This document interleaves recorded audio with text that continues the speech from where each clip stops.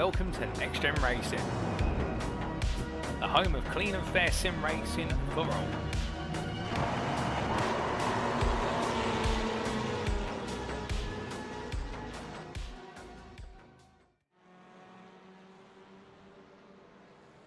Hello, good evening and welcome ladies and gentlemen to another round of the NXTGEN Racing Touring Car Championship Season 9 as brought to you on the premier sim racing platform available only on PC, known as iRacing. Powered by Doble Motorcycles, this is the series that looks to answer the question, who is the king or queen of the touring car racing class machine? Front engine, front wheel drive, 2 litres, 4 cylinders, and the best part of 300 horsepower. These machines are no easy task to master, and once mastered, they're even harder to perfect. But perfection is going to be key here today because we have arrived at our season finale for Season 9. That's right, it's round 10 of 10, and we have made our way all the way around the United Kingdom and returned our way all the way back to one of the circuits at which we began the season at. We've made our way to the Garden of England, and indeed it is none other than the Brandtach Grand Prix circuit which plays host our drivers tonight as we look to crown our champions come the end of the final of our races. Races 28, 29 and 30 on the cards, all 14 laps in duration, and who at the end of it will be crowned champion?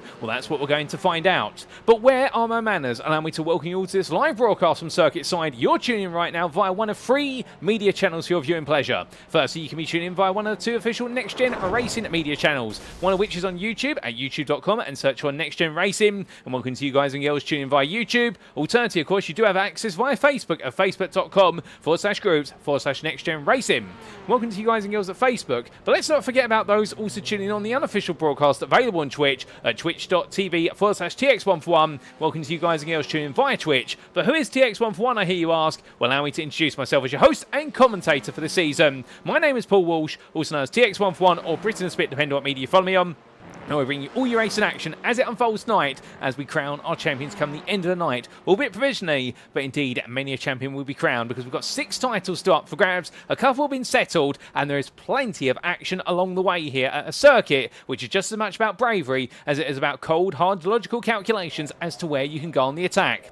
As for our schedule for tonight, times in British Summer Time, that's BST, or Universal Time Coordination +1, and as we can see, in approximately 18 minutes time, we'll make our way out into a qualifying session, our final qualifying session of the season, 15 minutes in duration, all drives out on circuit, and when you do have a gross volume of drivers, the best part of 40 drivers here, it's going to be a very crowded 2.3 mile circuit, and across its 9 corners, there's not going to be very much breathing room either, which always makes it exciting. After that, we'll head to the grid for our first of our 3 races, race number 1 due to get underway at just before 20 past 8 this evening, after which we take a brief breather before we're returning for the build-up to race number 2 at just before 10 past 9, and then we rinse and repeat once again, but not without our all-important and final reverse grid draw for the season, and race number 3 will be getting underway at somewhere around 10 o'clock if all proceeds to plan. But plenty of racing, no doubt about it, folks, and with it, of course, champion awards will be made. But as we make our way then into this round, let's recap the story so far and what lies in wait tonight. Well, as we can see, we've made our way around the United Kingdom. It all began at the Donington Park National Circuit in round number 1 on the 29th of April.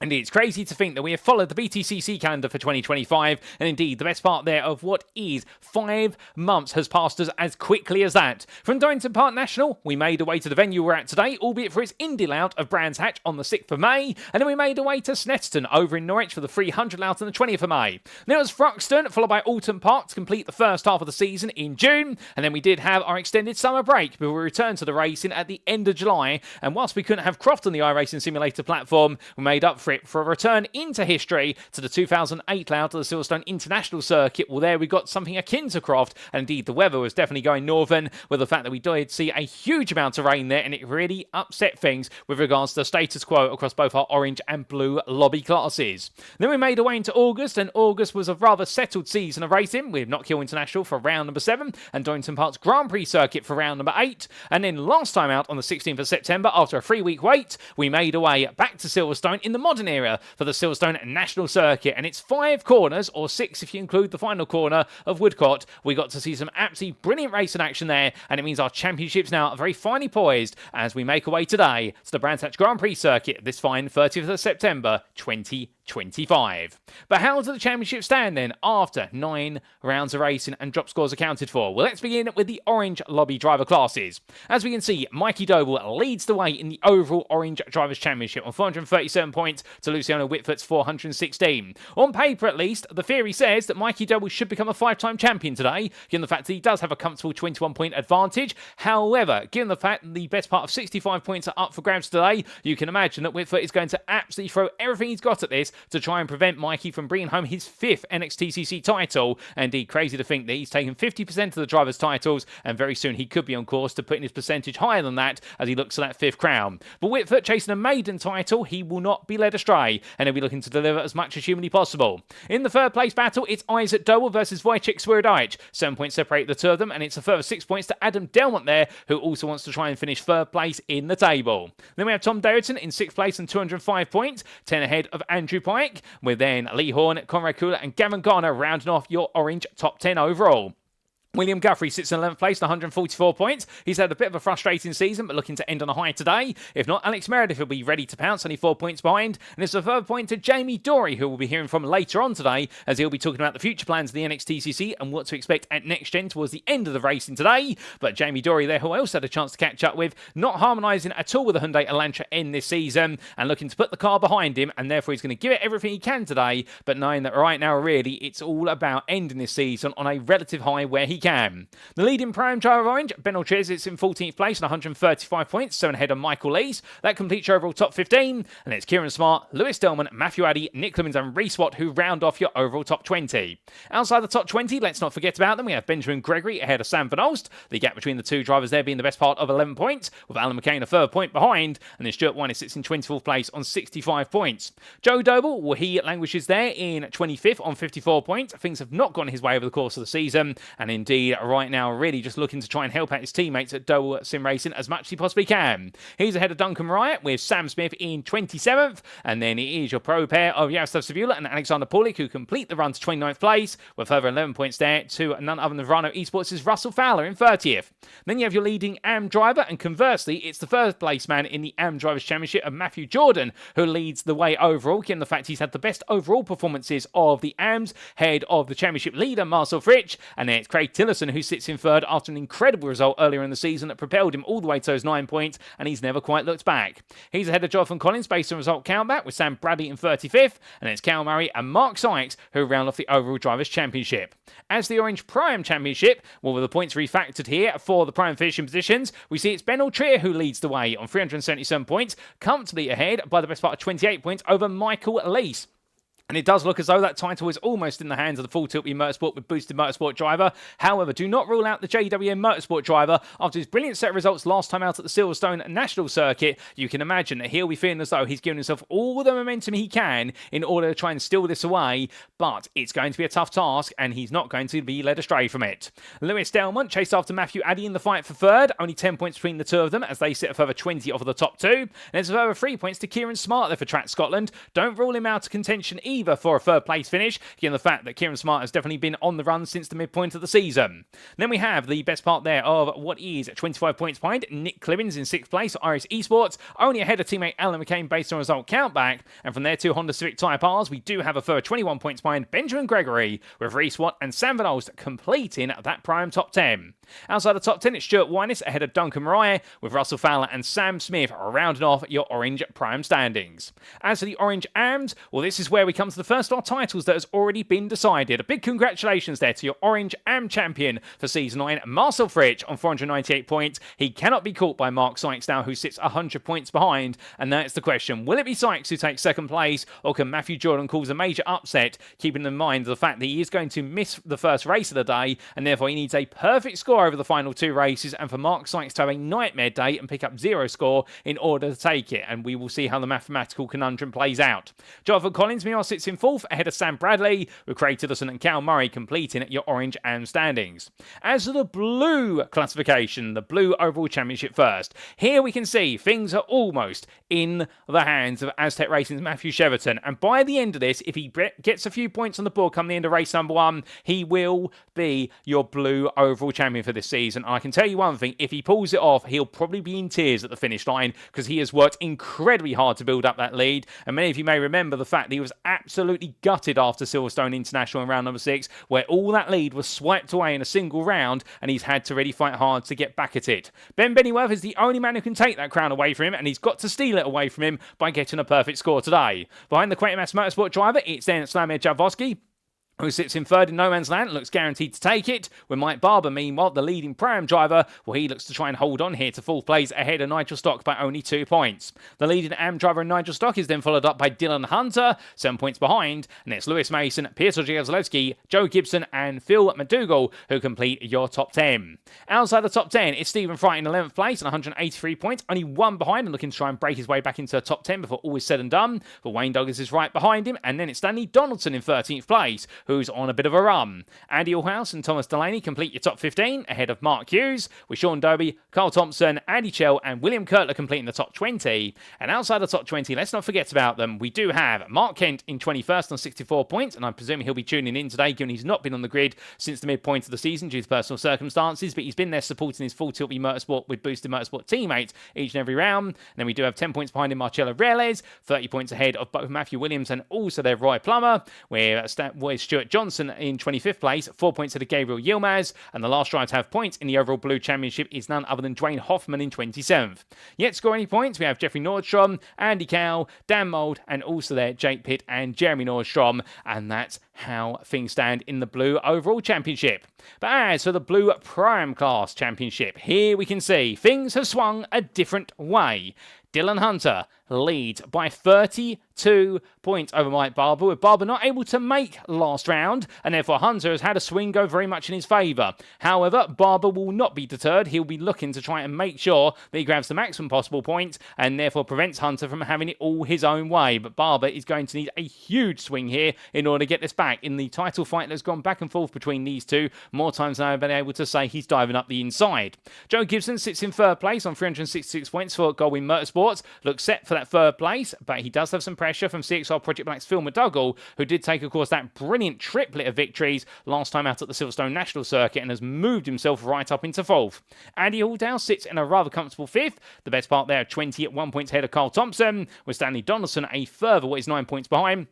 And there's Matthew Williams, Dwayne Hoffman and Jeremy Nordstrom who complete your top 10. And outside the top 10, we have Jeffrey Nordstrom ahead of Andy Cow, with Jake Pitt and Lee Holmes rounding off the standings. As for the Blue Ams, well, here we can see Nigel Stock right now. All he needs is a small sliver of points, and he will be your Blue Lobby Am champion for Season 9. Lewis Mason, well, he sits quite a way away by the best part there of what is almost 50 points behind, 47 to be exact. And therefore, for Lewis Mason, he needs a perfect score, and he needs Stock to have a difficult day. But if anything is going to be the run of form, it is that Nigel Stock, once he's on a run, he's got his teeth into something, he doesn't let it go until he sees the final check of lag of the season. Meanwhile, Thomas Delaney sits in third, the best part there of what is 26 points ahead of Sean Doby in the fight for the final podium spot, ahead of Andy Chell by only 5 points conversely, as Chell looks to try and hunt down fourth place at the end of this season. He's ahead of Mark Hughes, who's 2 points behind, and it's William Kurtler, Mark Kent, Roy Plummer and Stuart Johnson who complete your top 10, and outside the top 10, not to be forgotten about, Gabriel Yilmaz and Jordan Hogan.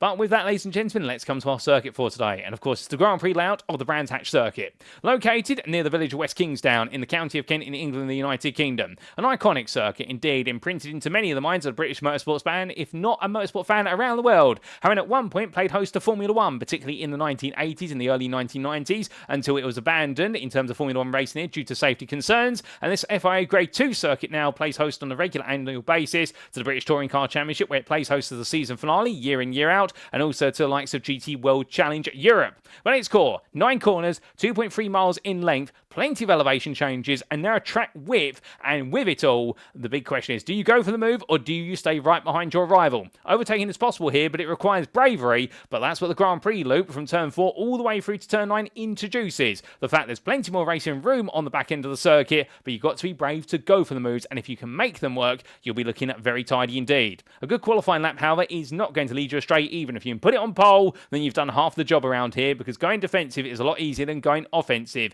and that is going going to be the big question that our drivers will need to deal with today in terms of where do they attack and where do they defend.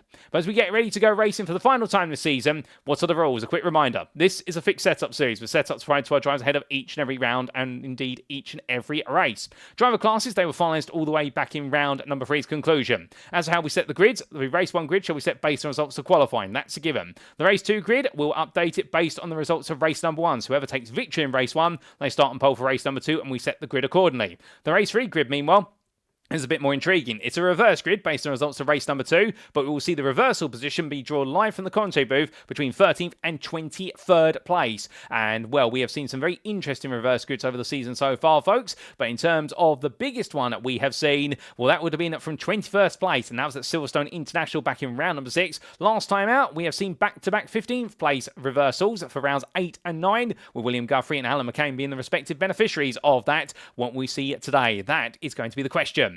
Each driver shall have one fast repair available in each race, and each race shall conclude after either the allotted lap amount of 14 laps or 30 minutes, whichever is to expire first. We should point out that race stewarding is in effect when an independent race director stewarding the races for track limit infringements and also the deployment of the safety car, and you can see the penalties for track limit infringements there, with warnings all the way through to a drive-through penalty on the 5th warning, and that drive-through penalty must be served when 3 laps are being awarded.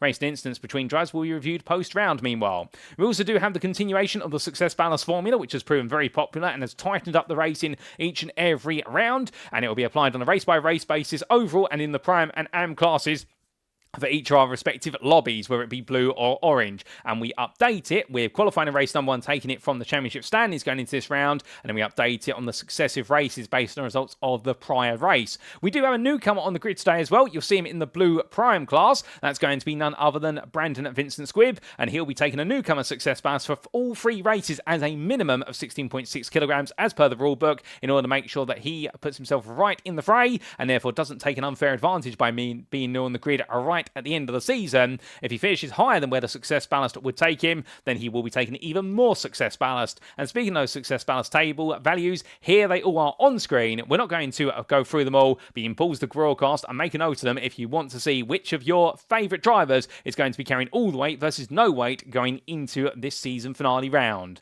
But that's enough rules, regulation, everything in between. We're all here for the racing, and as we make our way to circuit side back here again, well, 3 minutes left on the clock in this final practice warm-up session, and right now the tarmac is absolutely piping hot here as many drivers heading around.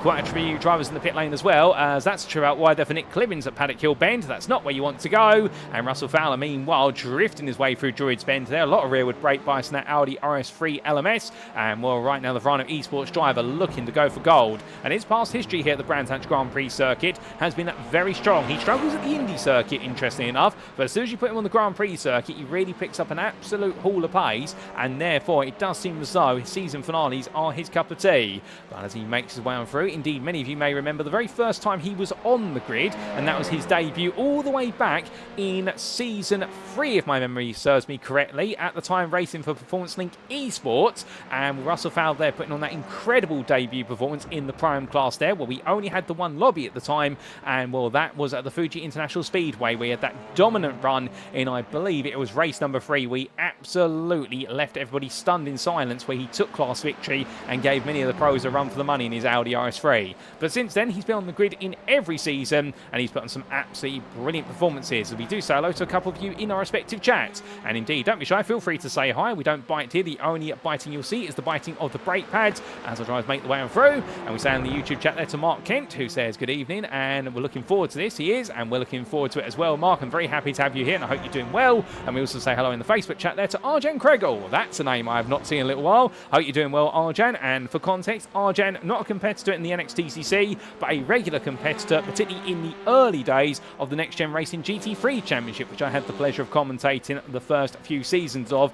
Goodness me, that is 4 years ago. How time has flown. But one thing that has not flown away is my memory of remembering drivers on the grid all the way back in those seasons, and Arjan Kregel enjoying some brilliant battles with the likes of Jeremy DeBova in those seasons, and also, I believe, James Slett, if I remember correctly. I'm sure Arjan will correct me there if I've got that wrong. But as Kieran Smart makes his way through, and that's a bit of a trip to the gravel there for Nigel Stock. Well, in fact, that wasn't Nigel Stock there. That was another driver who decided to take a bit of an excursion. I think that was Stephen Fry, in fact. The Crest Autosport drivers there, similar liveries, and indeed different cars. Well, right now, Nigel Stock knows all he's got to do He's bringing home some good points in race number 1, and he will be your Blue Am provisional champion. And of course, all those championship crowns will be provisional until after the final race of the season, after all the points are tallied and all the round 10 instants are accrued for, because you never know what can happen until the very end. But at the very front of the field, of course, he missed a few rounds this season due to illness, but Wojciech Swierdijk right now arguably would have been the man who would have been taking both Luciano Witvoet and Mikey Doble all the way to the season finale. Unfortunately, however, it's not mathematically possible for him to be able to be eligible to compete for the championship now. However, he's not going to take his foot off the throttle whatsoever. He's currently the fastest driver in this final practice session with 31.921 right at the death of the session. He's the only driver to hit a 31. And without further ado, ladies and gentlemen, it's time to enter qualifying. Will it be Swierdijk who dominates the timings? Let's find out here at the Brands Hatch Grand Prix circuit.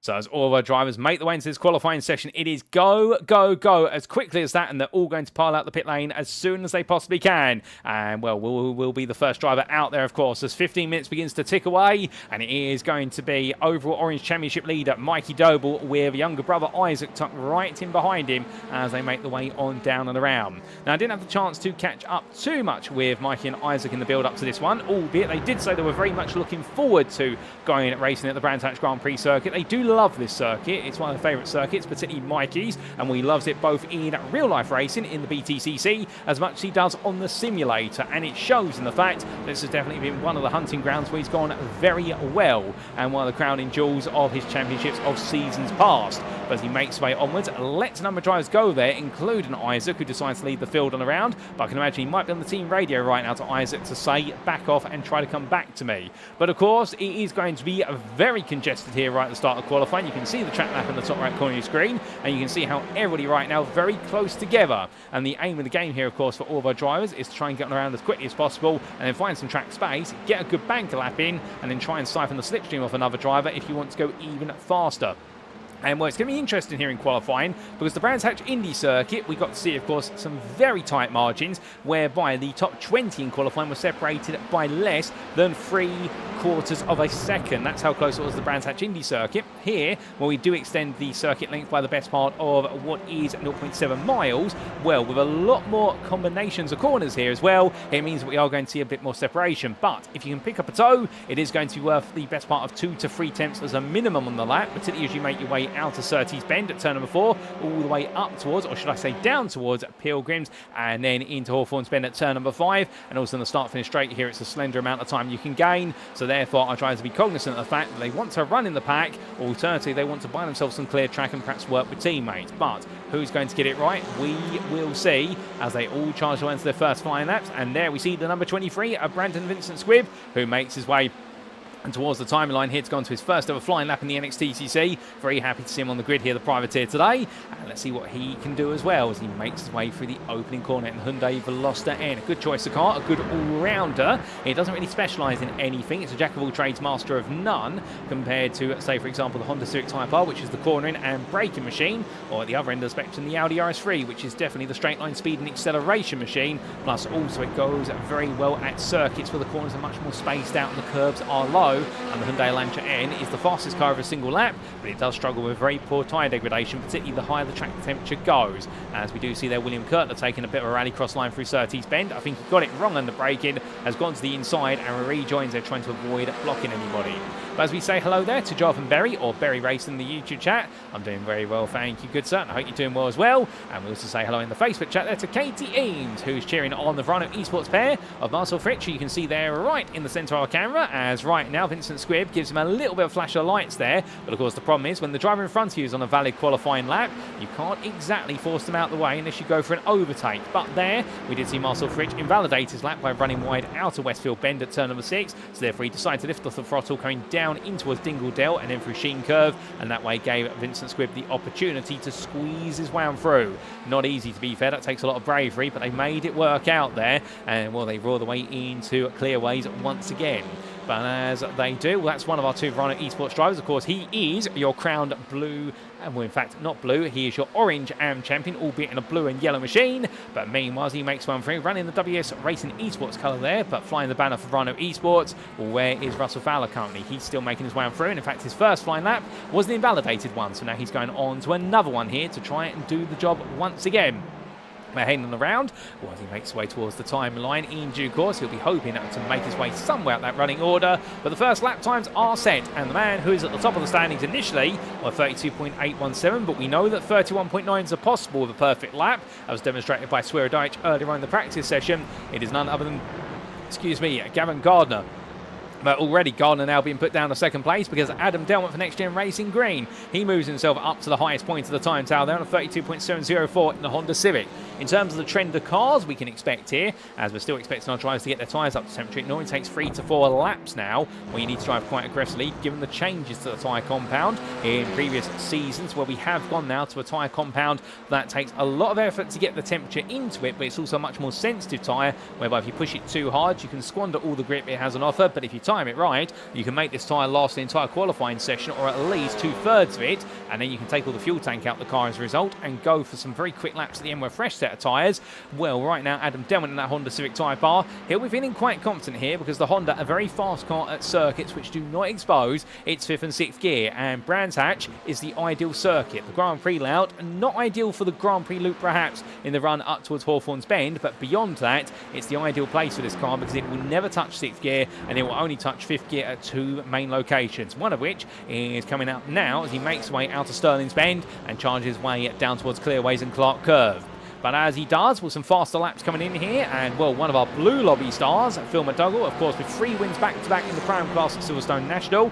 He's been a bit buoyant here, and right now carrying the best part of what is the top 5 success ballast into this round. He hasn't got too much weight in the car as he heads on through, and in fact, double checking there, he does carry the full place success ballast, which means that he only does carry 8.7 kilograms in his car at the moment, so he's got a very flexible car by comparison with the other drivers who are carrying the weight, of which, of course, it will be the likes of Dylan Hunter and also Mike Barber. Speaking of Mike Barber, here he is in the number 4 for Quantum S Motorsports, and well, Hunter a little bit further down the order, yet to set a valid lap, but Mike Barber carrying the best part by comparison in terms of success ballast in his car of 24.5 kilograms. And every kilogram they bolt into these cars with the extension of the fuel tank, it is definitely a punishing amount of ballast because it increases the load of the car, firstly, the amount of weight that you need to shift, but because the fuel tanks of these cars are located at the back of the car, not at the front, unlike, say, a Porsche GT3 machine, what it means is you've got a lot of weight at the back,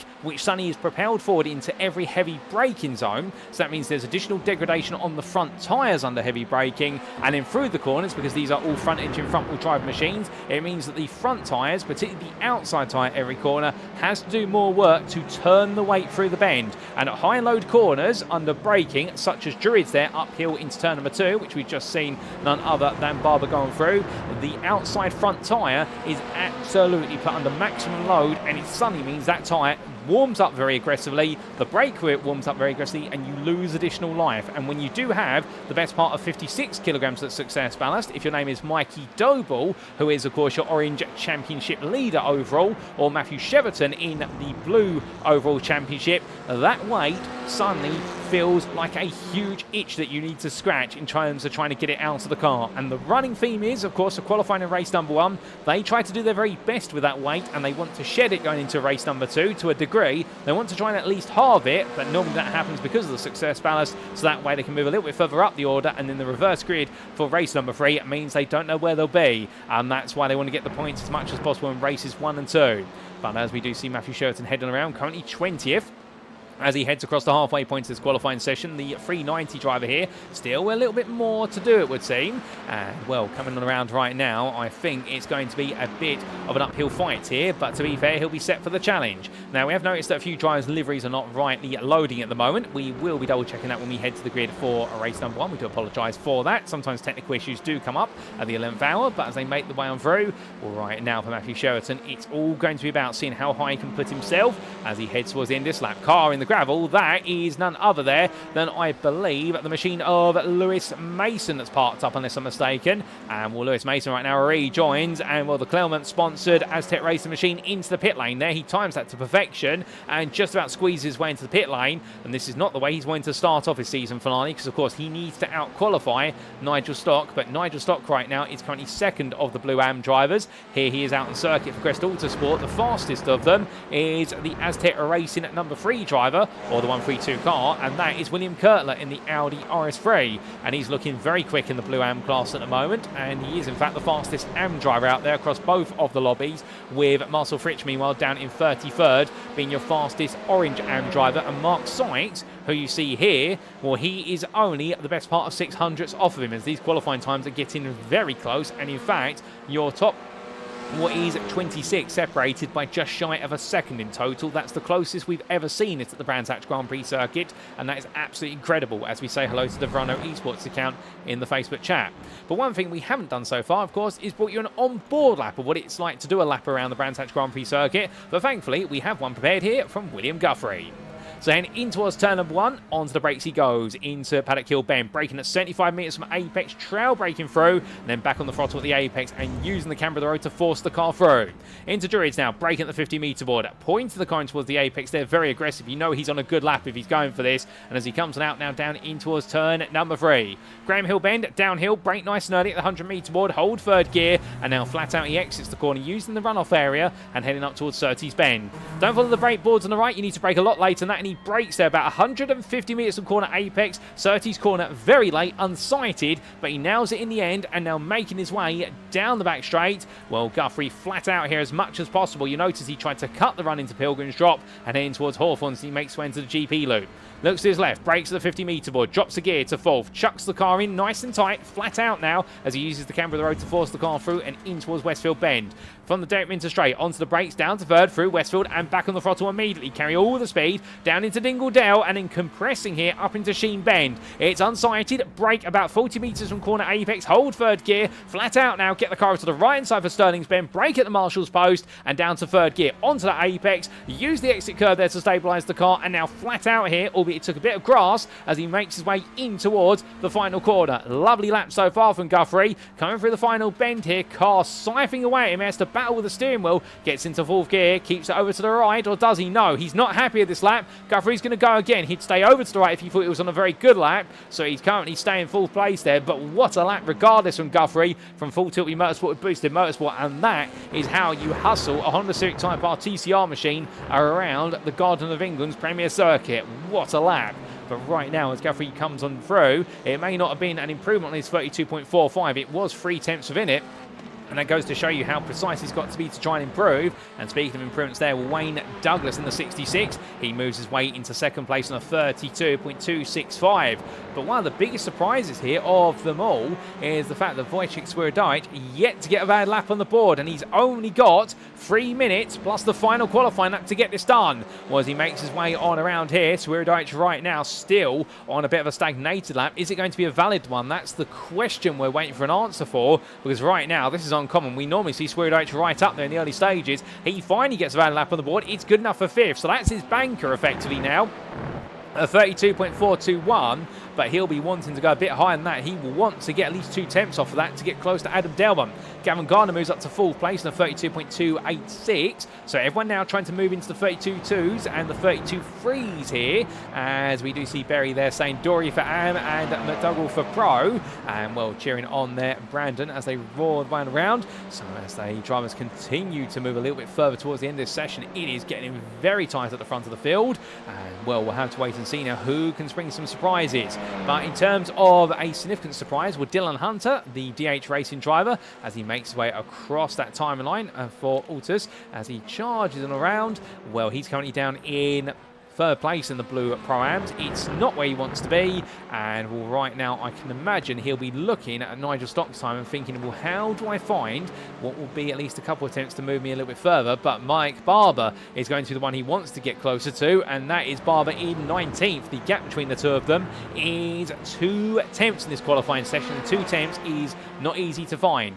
Brandon Vincent Squibb, meanwhile, he comes across the timeline. He propels himself up now to third place in the blue Pro-Am class. So he's doing a good job there on his debut. And, well, 1.5 minutes left on the clock here. He may prove to be a bit of a fly in the ointment for some of the blue Pro-Am drivers out there, including Hunter and also Joe Gibson. Carl Thompson parked up in the pit lane, I do believe serving a qualifying ban, and the same for Duncan Marai. Those are the two who have got penalties today, but therefore they'll be starting from the very back of the grid and trying to force their way forward. Meanwhile, speaking of drivers trying to move forward, here's Jamie Dorey. Hence the line, he's all the way down in 26th place, and well, for Jamie Dorey, he moves up to 14th there. He's left it late at 32.621. We know he doesn't like this Elantra, but right now he really is trying to force it to give him a lap, and well, that's not a happy relationship there. And the number 13 driver, I can tell you one thing, well, by the end of the final race of today, he'll be very happy to have left his car behind. He's given it a try, and he openly admitted at the start of the season he's enjoyed racing the other 3 TCR, so he thought he'd give the 4th one. He's never tried a go, but you can understand why now perhaps he's going to be emerging from this season thinking, right, we're not going to do that again. And indeed, his best car has been the Honda Civic Type R, but coming out of Surtees right now on that final lap. But I think this might be a moot lap already, given the fact he had that run wide at turn number 1.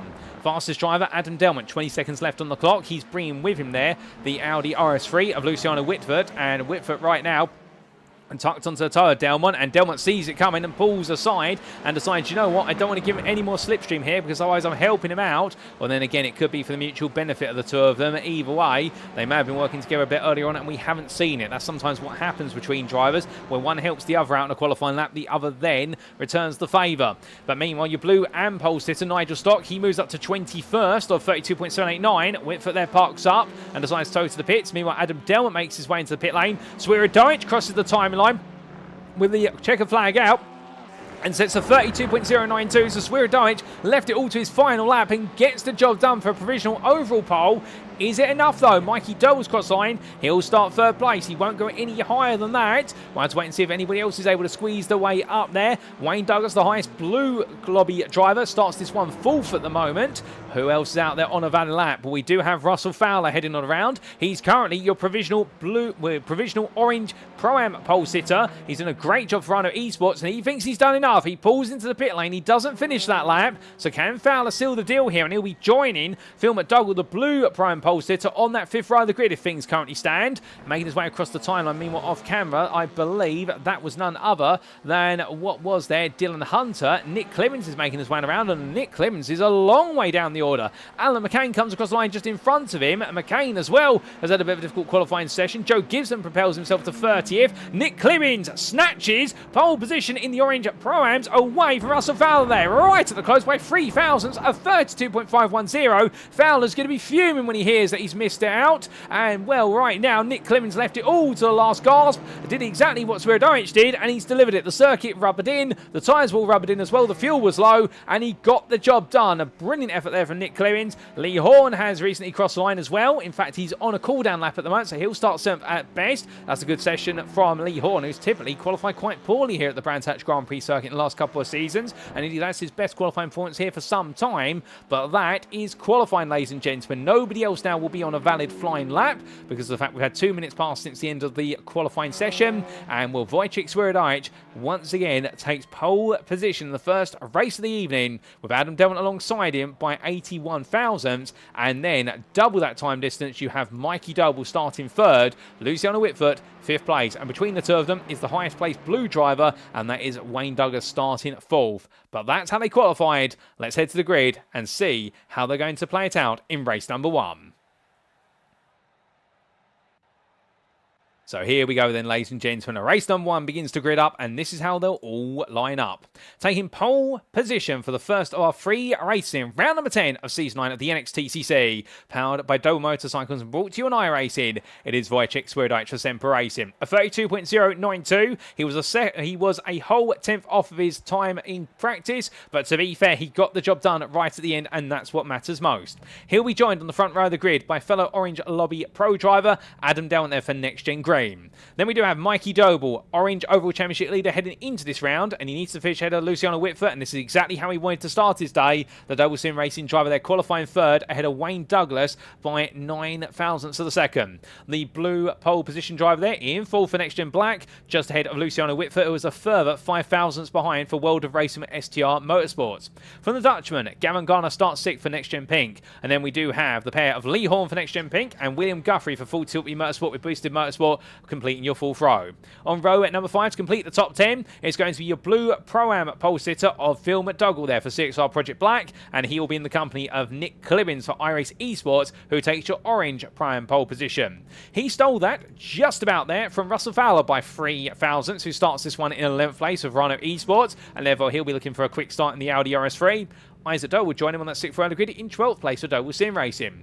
Tom Davidson, the sole Sim Racing Collective Esports representative here today, he starts 13th ahead of Lewis Delmont, with the NXTGEN Green driver there having another good qualifying performance and out-qualifying close rival Michael Lees. Between the two of them, Jamie Dory starts 15th place for NXTGEN Pink, and indeed right now trying to hustle that Elantra the only way he knows how. JWM Motorsports, Michael Lees starts in 16th place then, and in the chase down Lewis Delmont from the start. Conrad Kula begins this one in 17th place for Semper Racing ahead of Kieran Smart for Track Scotland, and then there is your orange Prime Championship leader, Ben Chair for Full Tilt Motorsport with Boosted Motorsport. He starts 19th place, 6 tenths off the pole time, but most critically, half a tenth off a championship rival Michael Lees. But to be fair, he only needs to finish with an arm's length for Michael Lees in order to take home the championship crown after the 3 races. And Joe Doble begins this one in 20th place for Doble Sim Racing, a difficult qualifying session, so expect him to carve his way through the field as quickly as he can. And then in 21st place, it's Sam Van Ols for Goldwyn Motorsports, the Belgian driver there having mixed fortunes in qualifying once again, head of the Englishman of Nigel Stock. For Nigel Stock, it's no such worry. That is blue and pole position for Crest Autosport, and that's exactly how he needs to start the day. Behind him, a man who started the day well as well, is Mike Barber for Quatermass Motorsport, that's second in blue Prime, ahead of Matthew Cheverton for Aztec Racing, with Slammer Javosky for Semper Racing, and the privateer, debutant of none other than Brandon Vincent Squibb, making up your 13th row.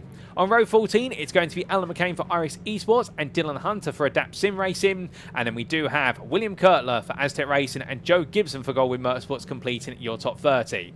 Outside the top 30, it's a race swap there, starting 31st for JWM, head of Stephen Fryer for Crest Autosport, with Sean Doby beginning this one in none other than 3rd place in the Blue AMS for 88 Tech Racing, a good qualifying performance from him, and the Scotsman joined on the 17th row of the grid by Ben Bennyworth for Quatermass Motorsport. Bennyworth a long way down the order, it must be said, in fact that is a shock to the system. Mark Sykes begins this one 35th for WSS Racing ahead of Fraser Rostons for NXTGEN Black, with Piotr Jozlewski starting in 37th place for Semper Racing ahead of Marcel Fritsch for Rhino Esports, and then it will be Andy Aldhouse for GBRC and Matthew Addy for WSS Racing to complete your top 40. Outside the top 40, Stanley Donaldson for Quatermass Motorsport ahead of teammate Andy Chell, with Lewis Mason lined up 43rd for Aztec Racing ahead of Duncan Rye for Goldwyn Motorsports, and last but not least, Carl Thompson starting from the very back of the grid for GBRC, 45th out of our 45 starters. Well, ladies and gentlemen, that's how they all line up for our first race of the day here. 45 cars at the Brands Hatch Grand Prix circuit. It is the biggest grid we have had at this circuit at the end of the season, and it's time for the lights for race number 1. 1, 2, 3, 4, 5 lights. And it's lights out and away we go for race number 28 of the season as Wojciech Swierdajczyk gets a good start. A lot of wheel spin meanwhile for Mikey Doble, and as they make the way on through, well, Swierdajczyk tears away, but meanwhile Doble going as defensive as humanly possible into paddock kill bend. 90 he needs to force Wayne Douglas to fight with Witvoet. Witvoet up the inside of Douglas then as they head in towards Druids Bend, and this is going to get very tight here for the first time, but they're all starting to come on through. Are they safely on through? And the answer is yes they are, as they head on around and down. But as we can see, every driver right now safely through the opening corner there, including the old throwback Honda Civic Type R livery of Carl Thompson, who gains a place, and Duncan Rye. But all 45 drivers through the opening 2 corners, and that's brilliant to see as now they start to fan out a little bit as they head in towards 30s and onto the GP loop. Gavin Garner here on the back of Wayne Douglas, who is being marshalled back a little bit behind Witvoet with Lee Horn with him. Phil McDougall, meanwhile, he's had a great start, 1-place game with Russell Fowler gaining 2. Fowler is into the orange Prime lead, but behind, look at that, and that is Isaac Doble trying to take a bit of a pinch view versus William Guthrie. He's lost out a lot as Isaac Doble at the start, has as Guthrie. In fact, Guthrie down at 4 places. I don't know what kind of start he had. Did he have reverse gear engaged, metaphorically speaking? As meanwhile, that was a bit of a rallycross there from Alan McCain in the rear of the picture coming out of Hawthorne's Bend. I get the feeling he might have been elbowed slightly wide. We'll try and get a replay of that when we can. But everyone now making their way up the hill. Fraser Rostan's here. Mark Sykes, they're exchanging places. Sykes getting it wrong at Westfield. There's Marcel Fritsch getting it very wrong as well. Well, Fritsch has got nothing on the line here, so therefore it's all for him just to enjoy today. And William Kirtland, he was picked up a slowdown for an off-track that he's just served. But Fraser Rostan's here. Andy Chell right behind him. Lewis Mason as well. And Mason, the highest placed blue AM driver right now, is seeing it all fall away from him. And Stanley Donaldson, meanwhile, going defensive there versus Stephen Fry. And the Crystal Autosport driver pushing the Audi along as the Elantra tries to get a little bit closer. But lap number 1 is complete, and as they all head towards the timeline to go on to lap number 2, plenty more laps to come here and some brilliant fighting going on. But meanwhile, we've had a bit of a moment there at Paddock Hill Bend. That's Tom Davidson who's trying to go through the gravel and rejoin. Davidson's going to drop all the way down to 24th place from what was at the time, I believe, the best part of 14th place. So Davidson having a bit of a nightmare moment, and we're coming on down in towards Graham Hill Bend. Davidson right now will be looking at Dylan Hunter and Mike Barber in front of him. Dylan Hunter, by the way, as we jump on board here with the championship leader in the Blue Prime class. Look at this. He's had a brilliant start to this race. 4 places gained overall, 1 in class, and it's a very important game because he's right behind Mike Barber. And the Adapt Sim Racing driver, sponsored by DH Racing, he knows all he's got to do here today in order to bring home that Blue Prime Championship crown is finished directly behind Mike Barber. He doesn't need to beat him. He just needs to make sure the 32 points are not overhauled. Barber right now has got to try and pick his way past everybody as much as he can, and of course get as close as possible to Phil McDougall, who's definitely found all of his speed. But I'll tell you one thing, having met Phil McDougall personally here at Brands Hatch last year to enjoy the touring car, well, he did say to me in person at that time that he absolutely loves this Brands Hatch circuit as a spectator and also to drive it, and he's no surprise that he's all the way up inside that top 10, sideways. There goes the machine of none other than Samir Javodsky, and Dylan Hunter says, thank you very much, I'll take that off you immediately, Mike. And Mike Barber there in the wrong place at the right time to be caught up, but to be fair, avoided making contact, but doesn't avoid William Kirtler coming up the inside of him, and Barber is forced down 3 places. Here comes Ben Bennyworth as well. Now the 2 teammates shortly here, they've both got problems because of the fact they both need to chase down their championship rivals. And well, Bennyworth at this point comes on through, and I think he'll try and bring Barber with him here, because it does seem as though Bennyworth struggling in qualifying, but has got a lot of pace here under race conditions, because he is lapping as quick as 11th place man Conrad Kula, to put you in perspective, and he immediately tries to give a little bit of a nudge to the rear end there, William Kirtler, to try and move him on. But fighting further down the order, it's a 2x2 scramble here between Sean Doble and Stephen Fry. Fry takes a bit of grass there into Graham Hill Bend, and well in front, that is going to be Piotr Jezlewski running out very wide, as Lewis Mason now trying to carve his way back through the field. Can he find a way up the inside of Surtees Bend?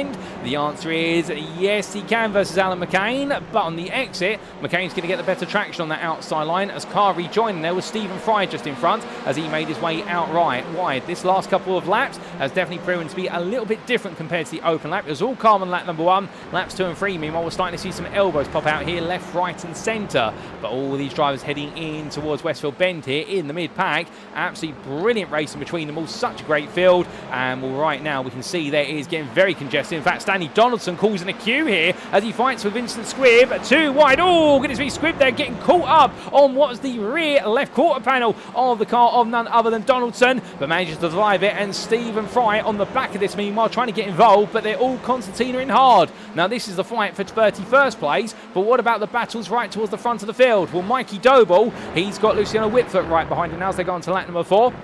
Indeed, they move into the second quarter of this race, and Whitfoot close, but is he close enough? Well, that camera would say yes, he very much is, as the JSM media machine right now wants to try and get a photo off the back of Mikey Doble's car, but Doble here just trying to stay away and wants to make sure he finishes ahead of Whitfoot and will therefore extend his championship advantage just that little bit more by a single point. But coming in towards Surtees Bend, of course, both these drivers with the maximum possible weights they can carry. Doble 56 kilograms, meanwhile Whitfoot 49 kilograms, and well, that best part of 7 kilograms difference, it is going to make a huge difference. But right now these drivers just pushing on here and doing an absolutely brilliant run of pace. But whilst all this is playing on, we will take a look back at some moments that have happened a bit further down the order and replay shortly, because we have had several drivers involved in a big shunt quite recently, and in fact we do believe that both Sam Van Ulster and Jamie Dory need to go to the pit lane for repair work. But Doble right now still keeping at Whitfoot behind. Whitfoot trying to look one way then the other into Sheen Curve. It's not going to happen here into a Sterling's Bend. And well, I think Whitfoot, as close as he is, he's got to just play the patience game here and try to get Doble to wear down his front tyres. They will wear a little bit quicker given the amount of weight in the car, but here comes Whitfoot up the inside. Doble meanwhile closes the door firmly shut, but Luciano Witvoet right now absolutely on the charge as they head on towards lap number 5. But across that timeline they come, 2.5 tenths. We'll stay with them to Paddock Hill Bend, and then we're going to look a little bit further down the order, and well, it looks like they're going to stay as is for the time being. Peter Jevzlewski, meanwhile, a free wide there for a brief moment, as Sam Van Olst in a heavily damaged car will need to come into the pit lane. So is Jamie Dory just now. There goes Van Olst, will collapse front left suspension as well. There's a drama there for the pair, but meanwhile, no such drama for Jegoslavsky or Stock, or will there be? As Nigel Stock here goes defensive for 21st, and it's Jegoslavsky looking around the outside, does not find a way on through. Lewis Mason, meanwhile, he suddenly leapt all the way up into second place of the Blue Am drivers. I'm not quite sure what's happened, but we do have Sam Van Olst and William Kurtler, Russell Fallon, Joe Gibson all in the pit lane, so I can imagine there's been something that's caused the entire Am field to shuffle, and Lewis Mason right now there is, hold up a second, that car's going sideways. That's Andy Chell being turned. He gets propelled across the front there. I believe that was Andy Aldhouse's car that he made contact with, and will Andy Chell being turned sideways, and the number 5 falls to proverbially 5th place in the Blue Am class. He won't be too pleased about that, but I think he'll be happy that his race definitely is only briefly touching the barrier and not fully into the barrier. But with that, Cole Thompson now, he's under a bit of pressure from Matthew Addy, and Addy, who qualified very poorly, in fact, all the way down in 40th place, not where he wants to be. He's over the back of the blue Pro-Am driver, is the orange Pro-Am driver. And right now, you definitely think you're going back to the 90s touring car area, given the liveries on these machines. Wonderful to see as they make the way through Westfield Bend. But right now, Cole Thompson proving to be a little bit stoic here versus Matthew Addy's insistence. He's not going to be able to find his way through. But with that, we take a look at some of the moments from the start of the race, including, firstly on lap number 1, what happened to Alan McCain at Hawthorns Bend. Now this was McCain battling side by side with Hunter in towards the corner. He was on the inside, Hunter on the outside, snaps loose there, and Hunter taps him on the rear. I don't think Dylan had any opportunity to react, and that's what sent McCain out wide. So that explains the first story. We then had this from Marcel Fritsch towards the end of the run around the GP loop. This was coming into Westfield Bend. The blue, with the orange Am leader at the time, ran out wide, and then, well, snapped the inside there. Oh, goodness me. I'm not sure if he was pushed or whether the car just snapped on him, but either way, that explains why he made his way to the grass, and it all went that way for some time. We then had this on lap number 2 for Duncan Wright and Andy Chell. They were making their way into a Surtees Bend, and Mariah made his way through the corner. Chell was right behind him, and coming out the corner, both drivers there just got a little bit eager with their throttle pedals and decided to make Surtees corner a lot wider than it actually is. And well, that's how Chell got ahead. Wind forward to lap number 3. And this was Russell Fowler battling with the number 13 and Nick Clemens for position into Paddock Hill Bend. Very sideways there, caught the car just about, and then it snapped on him again. He managed to bring it together, so therefore Russell Fowler getting away with that one, and definitely, I think, using up a couple of his proverbial lives. We then had this happen a bit later on, and this was the big shunt on lap number 4. Unfortunately, Russell Fowler again in this. What exactly happened to Fowler? Well, there was William Guthrie in front. Fowler headed up the hill. In front of him was, I believe, Jansen Sabula, and tapped to the rear there of Fowler's car by, I think that was Lewis Delman, and that sent Guthrie around, and then the whole field careened into the scene of the incident. Oh, a big shunt there, and well, that was William Kurtler going straight into the front of Fowler's 180-degree turn car, and it all went very wrong for all of them at that sequence of corners, and that explains what happened there. But as we come back to your live racing, folks, those were the opening 4 laps, the big dramatic moments from those, and that explains why we saw Jamie Dory and also Sam Van Olst have to come into the pit lane for repair work, amongst others, and also the big shuffle that enabled Lewis Mason to make his way through, we believe. But we come back here, and Matthew Addy right up the inside of Cole Thompson, and now moving up towards what we 31st place. But back to the front, and well, Wojciech Swierdijk and Adam Delman have already stormed off into the distance here. In fact, so much so that Wojciech Swierdijk is leading as he comes on through. But then we see Adam Delman for a brief moment, and then Mikey Doble, where he's still got Luciano Witvoet right behind him with Wayne Douglas, the blue lobby leader. He's in 5th place, 2 seconds behind, and not really closing or losing out. But we jump on board here with the number 60.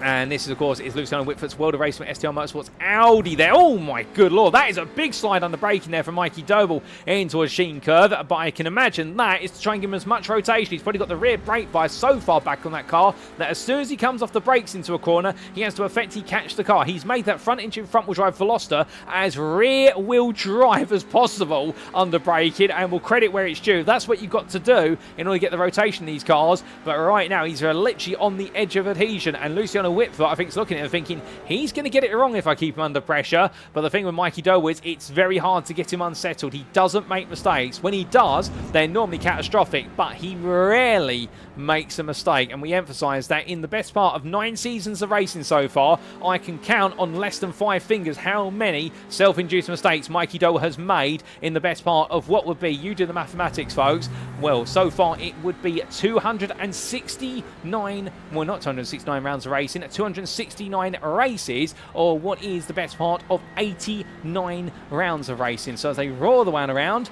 well, these drivers right now pushing each other on as much as they can. And well, a question had been asked from Berry Racing, what happened to Brandon Vincent Squibb?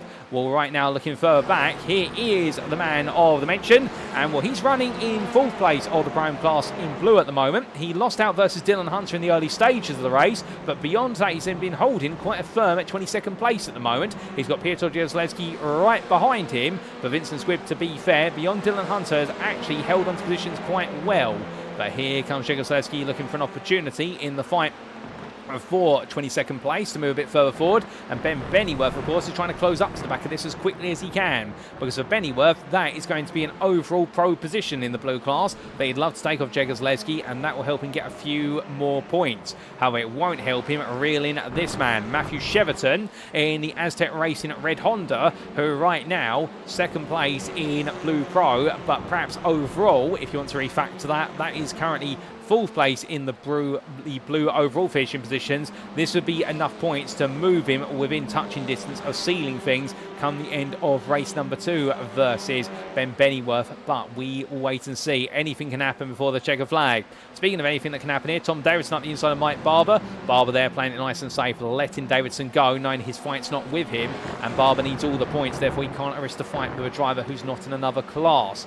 Bit further down the order, meanwhile, as we go on to lap number 9, well, we do see Mark Sykes there, letting Sam Vanolska up his inside. Sykes is currently the leader of the Orange AMs, and remember, he's competing for 2nd place in the Orange AM trophy today, in the fact that already it's gone the way of Marcel Fritsch in the championship, but he needs to make sure he gets enough points, which this would be enough to put Matthew Jordan out of contention from stealing that 2nd place away. So therefore, it's looking quite good here for Mark Sykes. All he's got to do is make sure he doesn't get anything wrong over the remainder of the distance. But as he heads on around, well, one driver we haven't talked about, because we have got his teammate in the YouTube chat at the moment, Stuart Winus in the chat, SW61 in the YouTube chat if you're looking for him, and I hope you're doing well, Stuart. Sorry to hear you're at work once again, but his teammate Kieran Smart has been able to make it today for Track Scotland, and he's currently running in 4th place in the Orange Pro-Ams.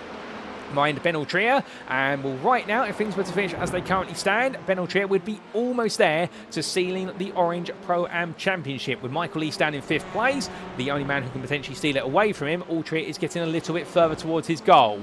There he is, you can see him right now chasing after Joe Doble, and well, the Doble Sim Racing driver who started all the way down in 20th place is up into 13th, and Joe Doble definitely enjoying a very good run of carving his way through the field in a light car as well, and well, that lightweight car is going to help him into race number 2. But he's now going to make it an 8th place gain there as he cuts up the inside of Lewis Delmont, and Sonny now. Delmont's got to try and look for the cutback here, but he gets too close to the back of Doble, in fact taps him on the rear, unsettles the Honda, and here looks Ben Altrier as he tries to look around the outside, and we jump on board here with the 504 driver using first gear there at Druids Bend, and well, trying to use all the RPMs of the Hyundai, the South Korean machine, of course, a very popular car in TCR racing, has gone through multiple iterations since its debut in the early 2020s, and looks for a big lunge there versus Lewis Delmont. I thought he was going to make contact to the rear of him there, and well, Altrier trying to demonstrate that he's got perhaps the speed of an Elantra, but the brakes of a Honda in this car. He definitely doesn't. All these cars are checked before they go racing, but the point being, they was out braking the Honda. You don't normally see that, and Lewis Delmont right now, I think, will be wondering where on earth did that come from, as in fact Lewis goes very wide there coming out of turn number 5,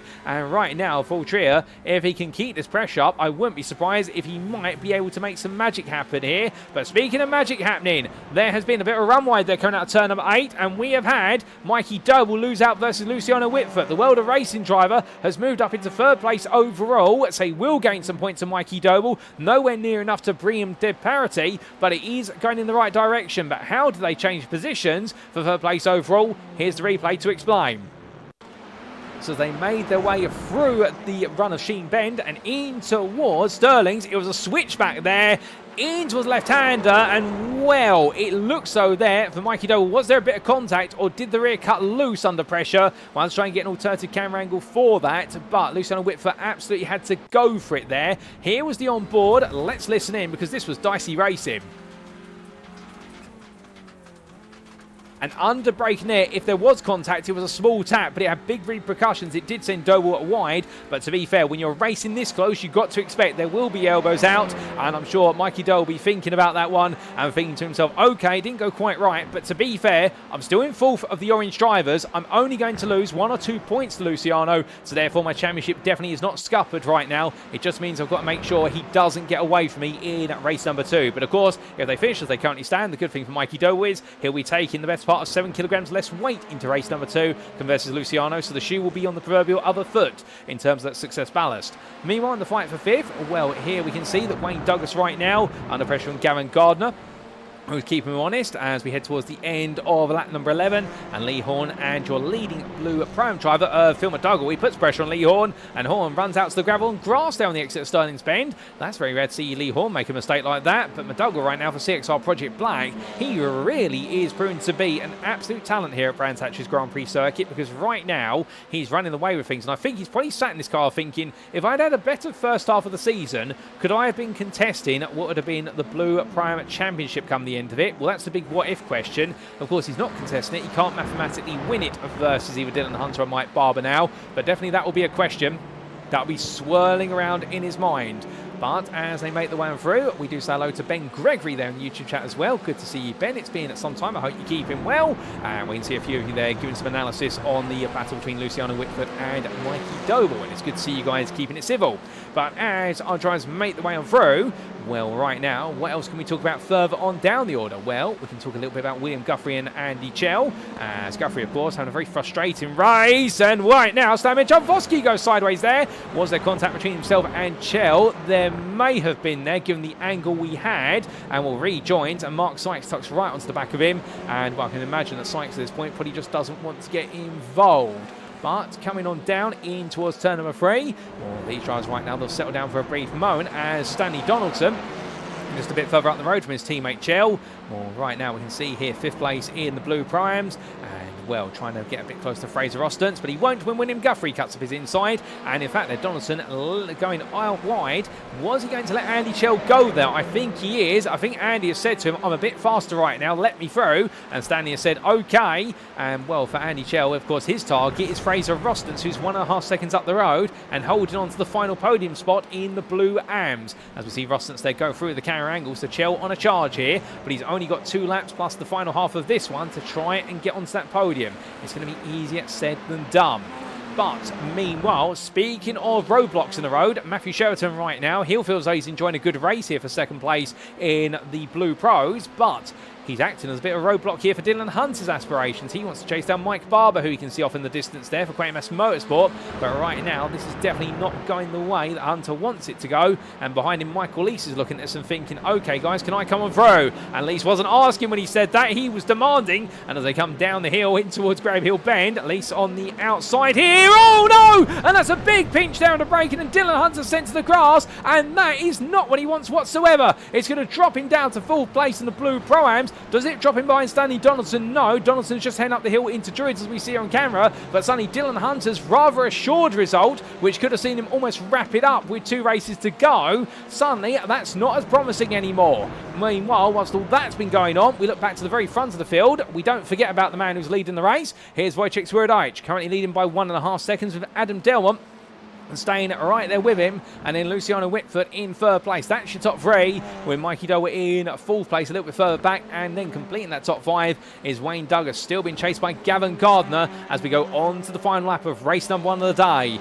But right now it seems as though Wojciech Swierdajc is proving untouchable, and the same for Wayne Douglas in the blue classification here, as Phil McDougall gets a bit closer lap after lap, but he's not close enough right now to really put up a contest unless Wayne Douglas has a nightmare final lap of this race. And well, I don't want to put the commentators cursing him, ladies and gentlemen. He's been looking very good for 13 laps. I don't think this 14th lap is going to lead him astray, or surely not, but we will see. But we can see Lee Horn and Isaac Doble there right now queuing up behind. And well, you can imagine, particularly for Isaac here, he might be thinking to himself, well, I could go for the move, but then I'm only going to add more weight to the car in race number 2. So is it really worth gaining 1 or 2 extra points at the cost of also gaining 6 kilograms in the car? Well, the answer to that may be no in this instance, but we will see what he decides. Meanwhile, Wayne Douglas under pressure from Gardner. Gardner's going to look around the outside, heading up towards Hawthorne's Bend. And, well, the man who was runner-up here, of course, in Season 1 of the NXTCC, runner-up in the Championship to Jamie Dory, and probably the most heartbreaking round that we've ever seen, in the fact that nothing went right. The car didn't start very well. There were issues with the car. He had multiple incidents in all 3 races. Gavin Garner and Brands Hatch's Grand Prix circuit don't normally get along, but they seem to be getting along right now. But as they head down towards Stirling's Bend, he won't look for the move here. He's too far back. But meanwhile, a man who's not been at the back, he's been at the front all race. For Wojciech Swierdajc, it's pole position all the way to the checker flag. Every lap led, and Wojciech Swierdajc takes victory in race number 1 of the day here, ahead of Adam Delmont, and Luciano Witvoet rounds off your overall podium. Mikey Doble takes 4th place just behind, and then Wayne Douglas will take blue lobby victory there ahead of Gavin Gardner, with Phil McDowell, your blue prime winner there, and 2nd place in the blue lobby overall, ahead of Lee Horn, Isaac Doble, and Nick Clibbins, were top 10 overall,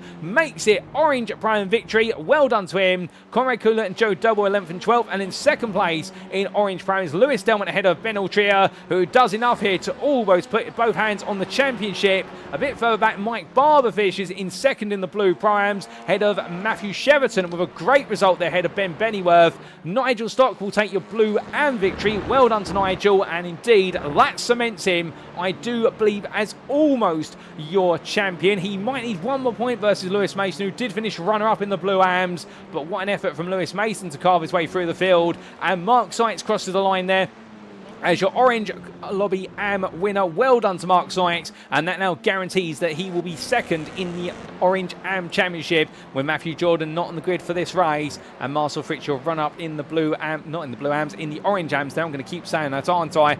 Was he makes his way on through. Well, for Marcel Fritz, he didn't need to do anything spectacular today, given he already wrapped up the orange championship with a round to spare, but still brings the car home, and will look to go hunting after Mark Sykes in race number 2. But as all our drivers cool on down after an absolutely superb race, I mean, once again, Wojciech Swierdajc in a bit of a world of his own, albeit Adam Delmont kept within 1.5 seconds of Swierdajc, so Delmont was pushing hard, but the Audi driver absolutely in top form. And well, can he repeat it in race 2 of all the weight in the car? That's what we look forward to seeing.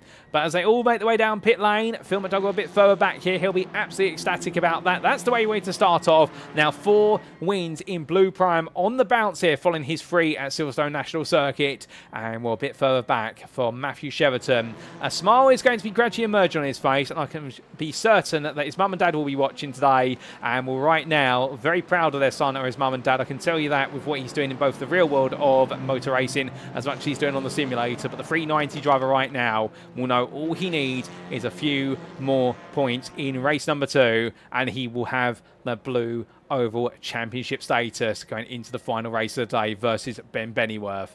But as we do look to the scenic view, let's take a look at those race results subject to any stewards' inquiries, and here they are. So after a fantastic 14 laps of racing here in race number 1 of round 10 of season 9 of the NXTCC powered by Doble Motorcycles, Wojciech Swierdajc, your winner for Semper Racing by 1.5 seconds over NXTGEN Green's Adam Delmont. Luciano Witvoet round off your top 3 there for World of Racing at STR Motorsports, with a bit of a contentious moment between himself and Mikey Doble at Stirling's Bend with 3 laps to go, but still Witvoet got on through, and that's where he's finished in this one, and we'll take the places from there going into race number 2. The Doble Sim Racing driver, meanwhile, taking 4th there, knowing that he's had his championship lead slightly cut, but still he needs to lose a lot more points if he wants to see the tables turned, and he was ahead of NextGen Black's Wayne Douglas by quite a comfortable 4.5 seconds. NextGen Black drive then followed up by NextGen Pink's Gavin Garner, who harassed and harried him all the way through race number 1 but couldn't find a way through, and then it was Phil McDougall in 7th place there, your blue prime winner, and 2nd place in the blue drivers. Well done to Phil on a great result for CXR Project Black. 2 tenths behind him was Lee Horn for NextGen Pink, who couldn't find a way past his fellow Honda driver, but could stay 1 step ahead of the Hyundai of Isaac Doble for Doble Sim Racing. And then Nick Clemens, your orange prime winner, 10th place there for iRacing Esports, and an absolutely brilliant result for the number 13 driver, and he'll be hoping that continues in race 2. After a difficult qualifying session, but he turned it around right at the end there, and he turned it around in this race. Conrad Cooler took 11th there for Semper Racing, best of the rest, ahead of Joe Doble for Doble Sim Racing. And there was a further 6 attempts to Lewis Delmont, who was second place of the Orange Pro-Ams. Lewis Delmont for NXTGEN Green fighting hard with Ben Alltrier for Full Tilt Wii Motorsport with Boosted Motorsport. But Alltrier 9, he didn't need to win this race. All he needed to do was finish ahead of Michael Lees, and he did exactly that. Kieran Smart round off your overall top 15 there for Track Scotland with a solid drive that missed out on the Orange Pro-Am podium, only by what's a second at the end. There was Tom Davidson in 16th place ahead of Mike Barber, the runner-up in the Blue Pro-Am. That's some good points on the board there. He closes the gap to Dylan Hunter to a degree for Quantum Mass Motorsport, but he will need plenty more in races 2 and 3. Matthew Cheverton there, 18th for Aztec Racing ahead of Michael Lees, with Nigel Stock, your Crest Autosport driver, taking the Blue and victory in 20th place, and well, almost now putting both hands on the championship. Brandon Vincent Squibb on his debut, 21st place there. Brilliant drive from him. We can expect plenty more in race number 2 as he tries to move forward. Ahead of Ben Bennyworth, with Stephen Fry, Lewis Mason and Piotr Zlewski completing a top 25. Special mention there to Lewis Mason for finishing in second place in the Blue AMS, and the Aztec Racing driver 9. He now needs to beat Nigel Stock in the next one if he wants to keep the championship alive, and Stock needs to have a nightmare round. Alan McCain was 26th ahead of Reese Watt. Dylan Hunter there, recovering to 4th place in Blue Pro-Am, and the Adapt Sim Racing driver will now know he's got a bit more work cut out for him in race number 2, with Matthew Addy and Sam Knowles completing a top 30. Jamie Dory was 31st ahead of William Guthrie, with Fraser Rostons in the end rounding off the Blue and podium. Well done to Fraser for another podium for NXTGEN Black, ahead of Slamer Jarvoski. Mark Sykes was your Orange and winner for WSS Racing, a brilliant effort from the 499 driver ahead of Stanley Donaldson. And then we did see Andy Chell in 37th ahead of Marcel Fritsch, with William Kurtler and Russell Fowler completing a top 40. Outside the top 40, let's not forget about them. The last 2 finishers on the lead lap, Sean Dobie and Joseph Gibson. A lap down was Andy Aldhouse of GBRC, ahead of his non-classified teammate Carl Thompson. And there was also a retirement there for Duncan Mariah. So 45 starters and in the end 43 finishers, of which 42 on the lead lap. And that leads us very nicely then into race number 2. Another 14 laps of racing, and it's coming up, ladies and gentlemen, in approximately what will be 15 to 20 minutes time. We're going to take a step away for a brief break, but as we do, here's a word from our title sponsor for this season, and of course it's none other than Doble Motorcycles. We will see you again very shortly.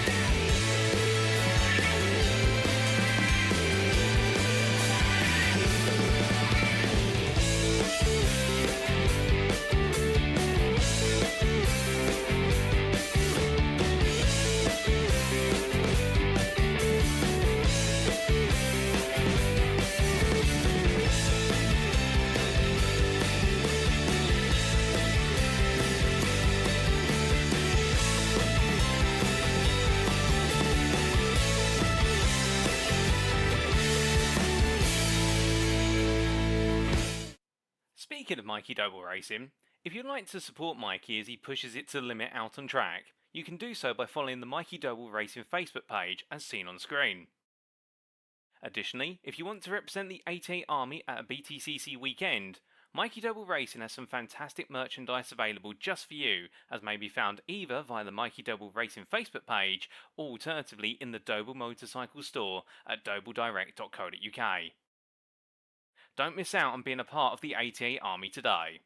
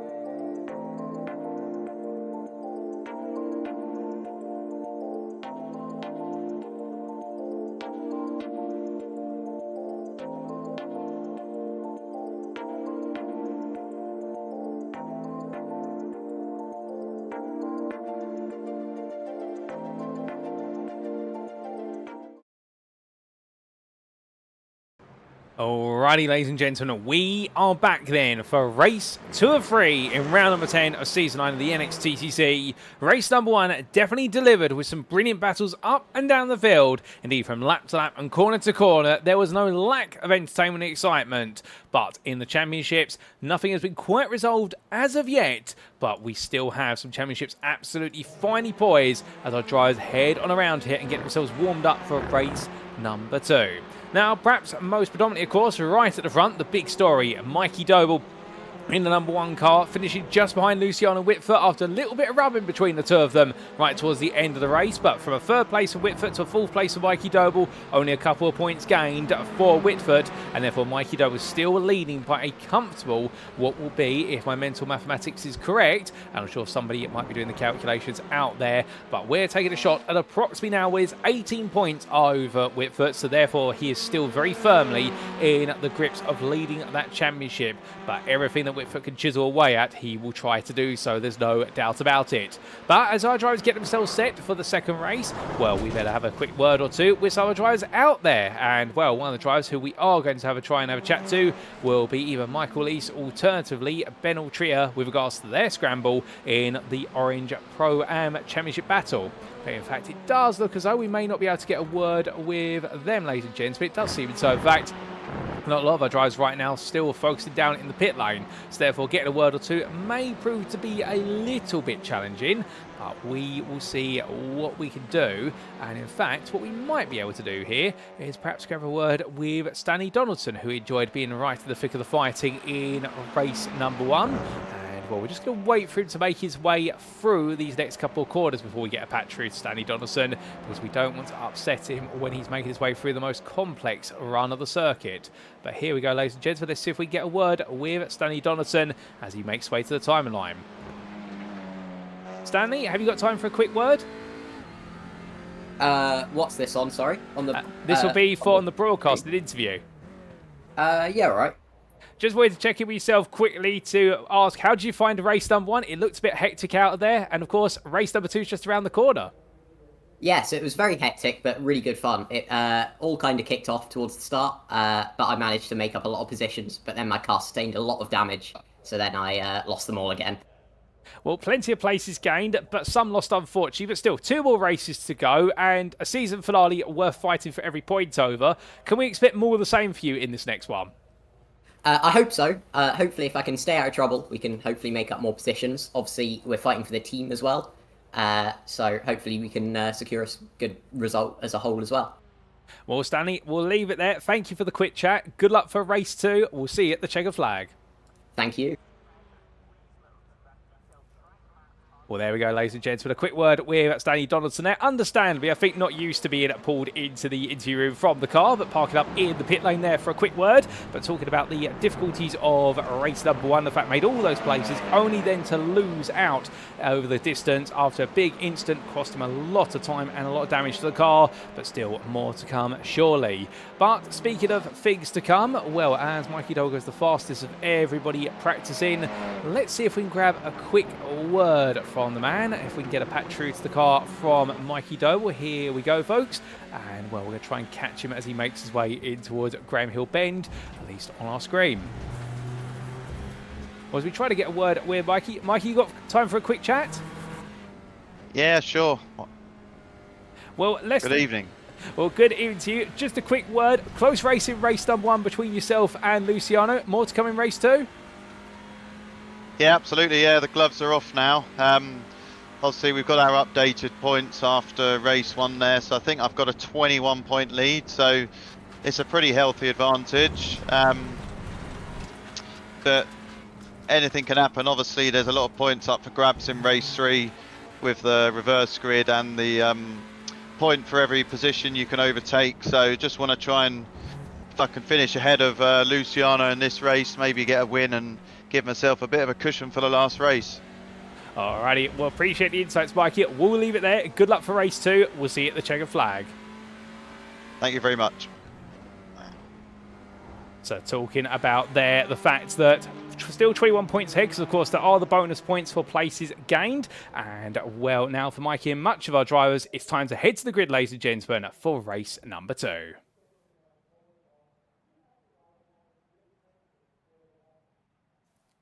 So as they make the way onto the grid, this is how all of our drivers line up for their second race of this season finale. It is on pole position as where he finished in race number 1, Wojciech Witvoet for Semper Racing.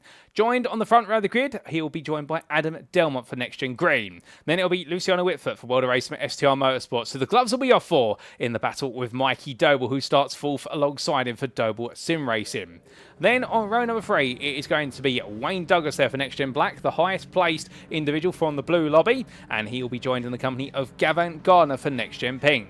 Phil McDougall, the highest placed blue Pro-Am driver, takes the pole position in the class for CXR Project Black, and he'll be hoping to make it 2 from 2 on a crusade to try and make it 3 from 3 and 6 wings on the row come the end of the season. But he'll be in close company of Lee Horn there for NXTGEN Pink as the two Hondas do battle into turn number 1. Behind them on row number 5 to complete your top 10, it's Isaac Dole for Doble Sim Racing, and then Nick Clemens for iRacing Esports, and Nick Clemens, of course, being your orange prime pole sitter. Outside the top 10, starting in 11th place, it's Conrad Kula for Semper Racing. He'll be in the throes of Joe Doble, who moves forward from 20th place into 12th place from the grid 1 to grid 2. But now, could he get himself into the top 10? Well, I get the feeling the Doble Sim Racing driver will be very keen to do so, as Doble Sim Racing are looking to try and close down what could be their first championship crown in the team's championship. Lewis Delmont starts this one in 13th place for NXTGEN Green, ahead of Ben Alchair for Full Tilt Motorsport with Boosted Motorsport. And then it's Kieran Smart in 15th place for Track Scotland. 16th, Tom Davidson there for TSRC Esports. He had plenty of fighting in race number 1. Race number 2, he might be thinking to himself there's even more to do. Mike Barber for Quatermass Motorsport, second of the Blue Primes. He starts 17th. 9, it all went right in race number 1, but he needs a bit more in this one if he wants to get the job done. Matthew Cheverton starts 18th for Aztec Racing and only needs a couple of points in order to be crowned what would be your overall Blue Lobby champion driver. And then have Michael Lee starting 19th for JDM Motorsport ahead of Nigel Stott for Crystal and more. But then from them, they make the way down. And as they get ready to go, well, I believe we've not got long before we do go racing, ladies and gentlemen, so we might have to cut this grid off. With there, we can see Brandon Vincent Squibb started 21st ahead of Ben Bennyworth, and the Quatermass Motorsport driver there in 22nd place. Stephen Fry for Crystal Motorsport starts in 23rd ahead of Lewis Mason for Aztec Racing. And then we do have Piotr Jezlewski for Semper Racing ahead of Alan McCain for iRacing Esports. Then starting 27th, it's JDM Motorsports Reese Watt ahead of Dylan Hunter for Adapt Sim Racing. And Dylan Hunter, after that turn in race number 1, well, 4th place in the Blue Prime finishing position, he now looks to try and move forward from there, knowing that he needs to get a bit closer to Mike Barber. And then it's Matthew Addy for WSS Racing ahead of Sam Fernals for Goldwing Motorsports. Those complete your top 30. And outside the top 30, in 31st place, it's Jamie Dory for NXTGEN Pink, head of William Guthrie for Full Tilt Motorsport with Boosted Motorsport. Both drivers having a nightmare race and looking to try and turn it into a race of dreams in race number 2. Then in 33rd place, it's Fraser Rostons for NXTGEN Black ahead of Slamed Jarvoski for Semper Racing, with Mark Sykes taking orange and pole position for WSS Racing ahead of Stanley Donaldson for Quatermass Motorsport. Watch out for him as he tries to carve his way through, as the same will be for Andy Chell, who starts 37th, and then Marcel Fritz Verano Esports begin at 38th, with then none other than William Cutler for Aztec Racing and Verano Esports driver Russell Fowler. They complete your top 40. Outside the top 40, 41st, it's Sean Doe for ATEC Racing ahead of Joe Gibson. The Goldwing Motorsports drivers then followed up by Andy Aldhouse for GBRC and Duncan Rye for Goldwing Motorsports. From the South African driver, it will then be 45th on the grid, Matthew Jordan for NXTGEN Pink, as he makes his way to the grid now. He's been able to make his way onto circuit ahead of Benjamin Gregory for Full Tilt Motorsport with Boosted Motorsport is also on the grid. And then last but not least, we can see the Sim Racing Collective Esports is Andrew Pike. He's finally been able to make it, and well, he starts all the way down in none other than 47th place. So 47 cars for this one, ladies and gents, and we've increased the grid by the best part of 3 cars, and we're all set to go once again here as all the drivers get set for race number 2. Another 14 laps on the board, and this time Wojciech Witvoet has all the weight in the car, but does he still have all the pace? Let's find out. So it's 1, it's 2, it's 3, it's 4, it's 5 red lights. And it's lights out, and away we go there as the wheels spin, and Adam Delmont gets a much better launch by comparison. Looking around the outside, Delmont into lead this race before they even get to the braking zone for Paddock Hill Bend. So Delmont having a lightning start, but now he's got to back it up. Witvoet and Doble, they are as they were. Gardner versus Douglas, where it's Gavin Gardner who's had the better launch, but he's on the outside, and Wayne Douglas here will go all in on the brakes to try and keep it. Gets very close to the back of Mikey Doble there, but backs off as all the field comes charging on around. And all the drivers here looking to be safely through the opening corner once again, as it's 2-3 wide even at the back of the field, as Andrew Pike there goes side by side with Joe Gibson. Meanwhile, car round, and Pike prangs the rear of Duncan Marai. Well, not Duncan Marai's car, it's Benjamin Gregory's car, and Benjamin Gregory in the end in the very colourful machine doesn't even complete 2 corners before it ends up going 180 degrees around on him. But meanwhile, we come back towards the very front, and things are already getting a bit dicey here as the top 4 try to break away. And Luciano Witvoet up into 2nd place now, with Swearidich right behind him, and then Doble still in 4th. Doble knowing that right now Witvoet is starting to open up a bit of a gap. And we can see Lee Horn here under pressure on Nick Clemens as they make the way in towards turn number 6. Through that right hand they come. And well, for Nick Clemens right now, your Orange Prime leader, he's just trying to make sure things get done. We have a glitch on the time tail there. Don't worry, Andrew Pike hasn't suddenly leapt from 47th all the way into lead this race. It's where he's had to tow to the pit lane due to damage. And well, we'll get you an update on that when we can, ladies and gentlemen. We'll see that time tail refresh itself accordingly when they complete this lap. But as our drivers make the way down, we say hello there to Handsome Stu, who was rumoring that Andrew Pike may be able to go from the back of the field to 1st place, but unfortunately hasn't quite worked out the way it was planned. And as all the drivers make the way on around, well, right now it's nose to tail here. As a bit further back, we've had a bit of a moment for Stanley Donaldson. Oh no, that's not good. Multiple cars going sideways. That's Brandon Vincent Squid being caught up. And well, I wouldn't be surprised if potentially a safety car might be called for that, because that is quite a few cars that are in arrears. The circuit has cleared, to be fair, but an absolute nightmare moment there. And well, a lot of drivers getting it wrong. But meanwhile, we'll try and get a replay of that where we can. And as we do see Adam Delmont here still leading this race, well, right now in control. He won't be aware of what's happened at Clearways Corner, but he may find out soon enough. He does get the call that a safety car has been called onto the circuit. But at least for now, I don't believe we are seeing the safety car go out there, because the incident had cleared itself, even though we have had 5 or 6 cars end up wounded. But meanwhile, as we do see Mikey Doble try to give chase here versus Swearidich, lap number 1 is down, another 13 to go here, and all these drivers still pushing each other along as Wayne Douglas and Isaac Doble fall a little bit further back.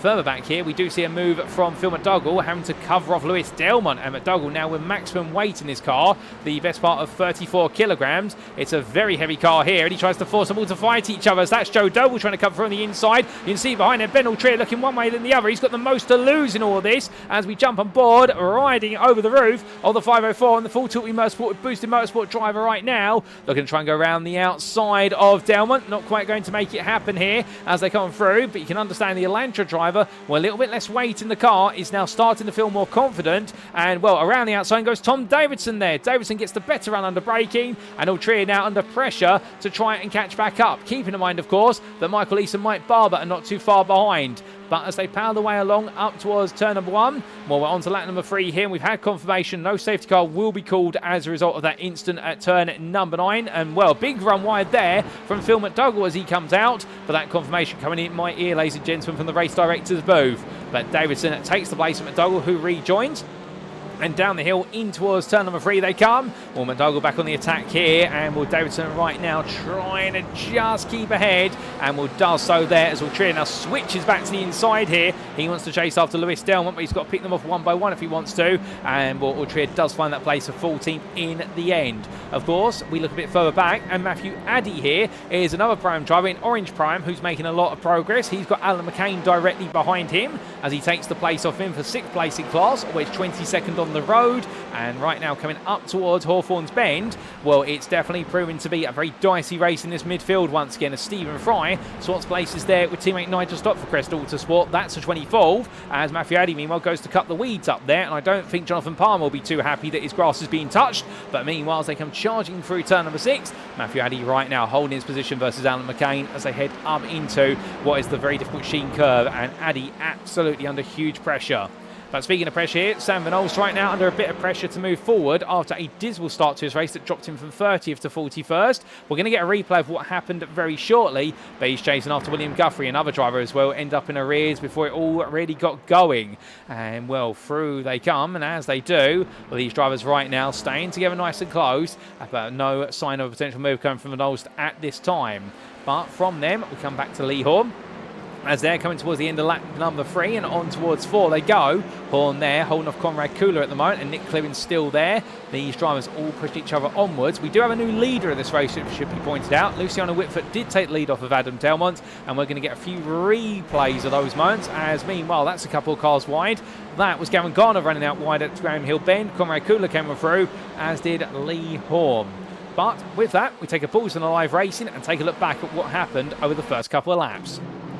Now this was initially Duncan Ryan being collected here. I believe this was the Mariah Gregory incident that was confounded by also a bit of contact there for Andrew Pike on the backs. They all came together in a very short rate of corners, not the way they wanted it to go whatsoever. We then had this for Nigel Stock. And this was going through Sheen Curve, and the Blue Am leader, well, he got into a bit of trouble here under braking into a Sterling's Bend on the outside, ran out a bit wide, and in the end rejoined gradually after a bit of time. But this then led up to the big shunt that occurred through the end of turn number 1. And well, it was a bit further back. Oh, goodness me, was that Lewis Mason getting caught up there? We, in fact, do get the replay here of Lewis Mason. I believe he'd already been turned. He was ping-ponged one way, then the other, as all the field propelled its way in towards clearways. And in the end, Lewis Mason being turned across there and had no time to react whatsoever. Can we get it a bit earlier from the perspective of one of our drivers? Can we get a look from William Guthrie, potentially? And, well, here it is, under the bridge. Well, the camera's not too exposed there, but I think Dylan Hunter got caught up in that. A lot of drivers got caught up, and many decided to take to the grass to take evasive action. But in the end, it cleared itself quite nicely on the outside, and that's why no safety car was called. Now, with all of that, what happened at the very front of the field on lap number 2 for the lead of the race? This was Luciano Witvoet taking the lead at the end of lap 2. Well, it was a mistake from Adam Dale, ran wide, and Luciano Witvoet said, you know what, I don't need to be asked twice to go for the move. I'm taking this off you whether you like it or not, as me or Mikey Doble tried to go around the outside there versus Witvoet, couldn't find a way through. So that's how the changes have happened there on the opening couple of laps. But we come back to your live racing, and as we do, that is a very, very sketchy moment there for Conrad Cooler. You do not touch the grass on the inside into Hawthorne's Bend before you get to the apex. Conrad Cooler somehow found his way there, and I think that might have been a tap with Lee Horn that sent both drivers very sideways. Well, in the end, they've both got it back together, but now they're 2 by 2 heading up the hill on your live pictures. And well, through Sheen Corner, you don't go too wide through there, and this is a formation lap. Somehow they managed to get through there A-OK. That's testament to our driver's abilities, but Lee Horn holds the pack behind him here as Joe Doble, Nick Clemens and Conrad Cooler all squirm and fight over 8th place directly behind. And Lee Horn right now absolutely on a charge here as they roar the way around. My good Lord. And, well, I don't think my voice can go any higher in terms of octaves there, as Katie says we went quite operatic in the commentary booth. And we also say hello there to a member of the Pike family who's tuning in. That's Roger Pike. But, indeed, it's Roger and Angela, and also, I believe, Andrew Pike's sister Shannon tuning in this evening. And hello, Shannon. Hope you're doing well. And we're glad to have you with us for the first time. And I hope you're enjoying all the madness that the NXTCC has to deliver. But as our drivers make the way on through, well, right now Horn and Joe Doe are pulling away as Nick Clemens now has the unenviable task here of keeping everybody behind him in the fight for 9th place. Clemens, of course, your Orange Prime leader at this point. He wants to make sure Lewis Delmont, the man in the Next Gen Racing green machine, the white and green car right now, does not find a way past him, and he's trying to get Davidson, Leeson or Trier to fight him. Albeit, interestingly here, Tom Davidson right now, I don't think he knows who he's fighting with. He's just enjoying a bit of a ding-dong scrap with everybody as the 42 driver looks one way then the other. Ben Trier and Gavin Garner here. Well, Gavin Garner with the extra weight in the car following his race 1 performance, he's going backwards at a gradual rate. Conrad Cooler there getting a bit frustrated, trying to push his way through. Can't quite find it as they make the way on through. But what we can see as we ride on board here is how close they get as they head up the hill into a Sheen Bend this time. But Cooler's not going to be crazy enough to try that move. And, well, he does decide to back off there as they make the way in towards Sterling's. And Ben Bennyworth behind, 3/10 off as a run wide there. That's Davidson who's been ejected off. Now, has he made his way out there by himself, or was he given a little bit of a push on the behind? We're not quite sure, but definitely they're not the way Davidson wanted to complete Sterling's Bend. He doesn't normally make mistakes like that. I get the feeling he might have been given a gentle shove. And, well, in the touring car racing, indeed, there is a contact racing class, we should say, albeit we don't expect too much contact. It's normally elbows out. But all of our drivers head on down, and right now, Conrad Cooler here on a mission to get closer to Gavin Gardner. And, well, we can't quite get in there at the moment as Lewis Delmont up the inside of Nick Clemens, and that's to the lead of Orange Pro-Am. It's a lovely move from Lewis Delmont. That's what we come to love to see from him. And indeed, if his dad Adam was watching right now, of course Adam can't be because he's racing. He's in 2nd place at the very front of the field. I think his dad was very, very pleased with young Lewis's move there up the inside. And Nick Clemens right now with Michael Lease with him and Ben Altrier right behind. Well, the one thing that Altrier has up his sleeve is the fact if he finishes where he currently sits, he will be your provisional Orange Prime champion, because Michael Lease will will not have brought enough points on him in order to take things into race number 3, we believe. But here comes Lees looking around the outside. He knows he needs to get into the lead of this class, and he's got half the race and then some value-added tarmac to go with it, as a run wide there from Gavin Gardner and Conrad Kula as well, as they all queue up behind Alltrier. Alltrier definitely not on the pace right now, but I wouldn't be surprised if he's trying to play it a bit safe behind. Well, all this focus in the midfield, we go a bit further down the order shortly, as Lees there goes out very wide. In fact, that's not the way to do Sheen Curve, and he has to go defensive here coming through Sterling's, as Alltrier tries to go around the outside, but here they all bunch up again. And underneath the billboard they go. Well, as they do, it's going to be 2 by 2 here. Gardner versus Kula. Kula queuing up behind. Gavin Gardner with a small tap to the side. Kula backs off there, knowing he's pushed past otherwise. And well, the 2 drivers now making their way down the start for the straight. It's going to be a Lantra on your left and the orange and white machine versus the pink and blue machine of the Audi. And well, Kula up the inside there. He will finally take that place as Ben Bennyworth tries to squeeze his way in. But Gardner outbreaks everybody there into the corner and takes the place back. And right now, my good lord, Gavin Gardner is absolutely fired up here into each and every one of these bends. But down through Droids they come, and Pietro Gieslewski and Matthew Cheverton have queued up on the back of this. They are all queuing up behind, and the man who's caused the big bottleneck of cars is Nick Clemens, but we're not complaining here because it's absolute pandemonium, but it's classic touring car racing. As we do say hello there to another long-time veteran of Next Gen Racing Series, and that's Robert Dasunik. I hope you're doing well, Rob, and it's been a long time since we've seen you on the grid in the NXTCC. If I remember correctly, you were in it for seasons 1 and 2, unless I'm mistaken, and we'd love to have you back on the grid next season, no doubt about that, and we'll tell you more about season 10 at the end of race number 3 today, as Nigel Stock now gets involved in this. And as he does so, he's got Stephen Fry and Jamie Dory close behind him, and well, as they come out of the corner right now, Stephen Fry watching this and wants to get ahead of Slamir Javosky for some bigger points. Nigel Stock, meanwhile, the blue AM leader, he's got his teammate providing rear gunnership, and I think he'll be happy with that. Meanwhile, coming to the orange AM drivers, this is Matthew Jordan, who's starting from the very back of the field. He has got Mark Sykes behind him there. The 2 next-gen drivers trying to essentially work together. Jordan looking for a move, and Andy Aldhouse right in front of him as Sykes falls a little bit further back. Oh my good lord, and that is Andy Aldhouse running out wide there, coming out of Westfield Bend. Mark Sykes comes through with Jordan there, and well, Matthew Jordan almost following him off the road. Next up is going to be Sean Doby and then Joe Gibson. These drivers continue to keep each other honest. Dylan Hunter a lap down. He's running 6th in Blue Prime just in front, and well, that's not a happy place to be, particularly when you do consider Mike Barber is 4th place in the class, but Barber right now is not doing enough to be able to try and steal away enough points to level the playing field into the final round. So it's still looking to be Blue Prime Championship crown is gradually heading the way of Dylan Hunter, but it will require race number 3 to seal the deal. But whilst all that's happening and we get a bit of a breather from the midfield, we look all the way to the very front of the field, and this is Luciano Witvoet, who right now ahead of Adam Delmont by half a second, and then Mikey Doble is a further 1.5 seconds behind here, and not quite able to stay in the hunt at the moment. He's throwing everything at this, but to be fair for Mikey, he doesn't need to go any higher than this. He will be essentially making sure he's still got the best part of an 18-point gap to Luciano Witvoet going into the final race, and therefore it will all come down to how that reverse grid plays out. Of course, there'll be a lot of question marks as to where they all start.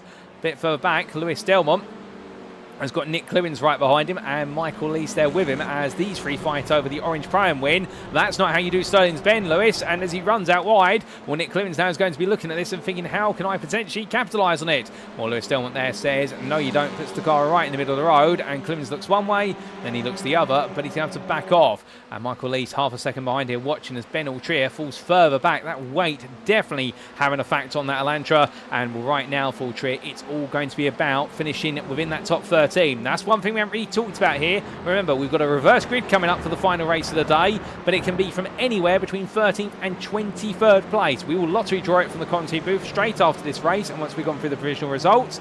And well, if you finish 13th or higher, you're guaranteed to be in that grid, and that's why finishing in 13th, the place owned by Conrad Kula at the moment, is so important. And alternatively, if you can't finish there and you can't finish inside the top 13, the closer you finish to 13th place, the better chance you give yourself of being in that reverse grid, and that's where you can make up a huge haul of points if you lost out in races 1 and 2 of the day. Albeit all 3 races are worth the same number of points, but the flip side of the coin is if you are typically going to finish down in the top 20 rather than inside the top 10, then suddenly being catapulted all the way to the front of the field if Lady Luck shines its light on you suddenly means you can be out of position but on course to pick up some big points. But meanwhile, speaking about out of position, but they're not afraid to scrap for some big points or brownie points in each other. Hold up a second, that's Stamir Chalvosky cut into the grass. That's almost a free wide there, but he rejoined. And Nigel Stock has to take a bit of evasive action. Stephen Fry goes on through. Stock has to back off there, as that's a run wide there from Alan McCain. And well, right now, they're all going for the narrowest part of the circuit, using the grass, using the tarmac. They're using a little bit of everything. And I get the feeling the race directors right now are going to be very busy trying to unpick the track limit breaches later on. But as they make the way out of turn at number 8, my good lord, ladies and gentlemen, how it did not all end up in tears between these drivers, your guess is as good as mine. But with that, well, his car may have been heavily damaged earlier on, but William Kurtler right now, the Aztec Racing team have got the car repaired, and the 132 is right on the back of Nigel Stock here for the blue and win. And we're looking up the inside there, in towards turn 1. Kurtler goes for it, hits the rear of Stock's car, and well, in there doesn't quite find it. He has to stay behind, but definitely right now getting dicey, and I think Kurtler trying to use all his touring car knowledge and really trying to channel his inner Jason Plato. But coming through turn number 2 right now, well, Nigel Stock will be looking in his rear view mirror and thinking, go on, I dare you to try and look for it again, and let's go to the stewards room after the race. But through that left-hander, Lewis Mason, by the way, down in what is 6th place in the Blue Am class right now. Nigel Stock, if things were to finish as they currently stand, he would be your Blue Am champion with a race to spare. So you can understand if William Kurtler, Mason's teammate, wants to try and get ahead of Stock and just try to frustrate him a little bit. But even so, second or first, Stock would have it all wrapped up before the final race provisionally. And just in front there, you can see Russell Fowler under pressure from Matthew Cheverton, who goes up the inside of him, and Fowler loses out as Cheverton moves into 24th place. But they all want to try and get in towards the top 20 if they can, to give themselves a better chance of being in that reverse grid. And well, as these drivers fight, William Guthrie, meanwhile, he's on the back of Fraser Rostant as they power their way down towards Pilgrim's Drop and then in towards Hawthorns. And right now, Guthrie looking up the inside of Rostant. I think it's going to be a straightforward pass. Yes, it is a 36th place, and that's a consolidatory pass, given the fact that he should be a lot further up the order, but early instants have cost him quite dear. But coming back to the front of the field, it's 3 wide into turn number 1, and that is Wayne Douglas defending versus Joe Doble and Lee Horn, but he overcooks it under braking and skids his way to the gravel. And Joe Doble right now takes the place there off of Douglas. Meanwhile, Lee Horn capitalises on Doble going a bit deep under braking.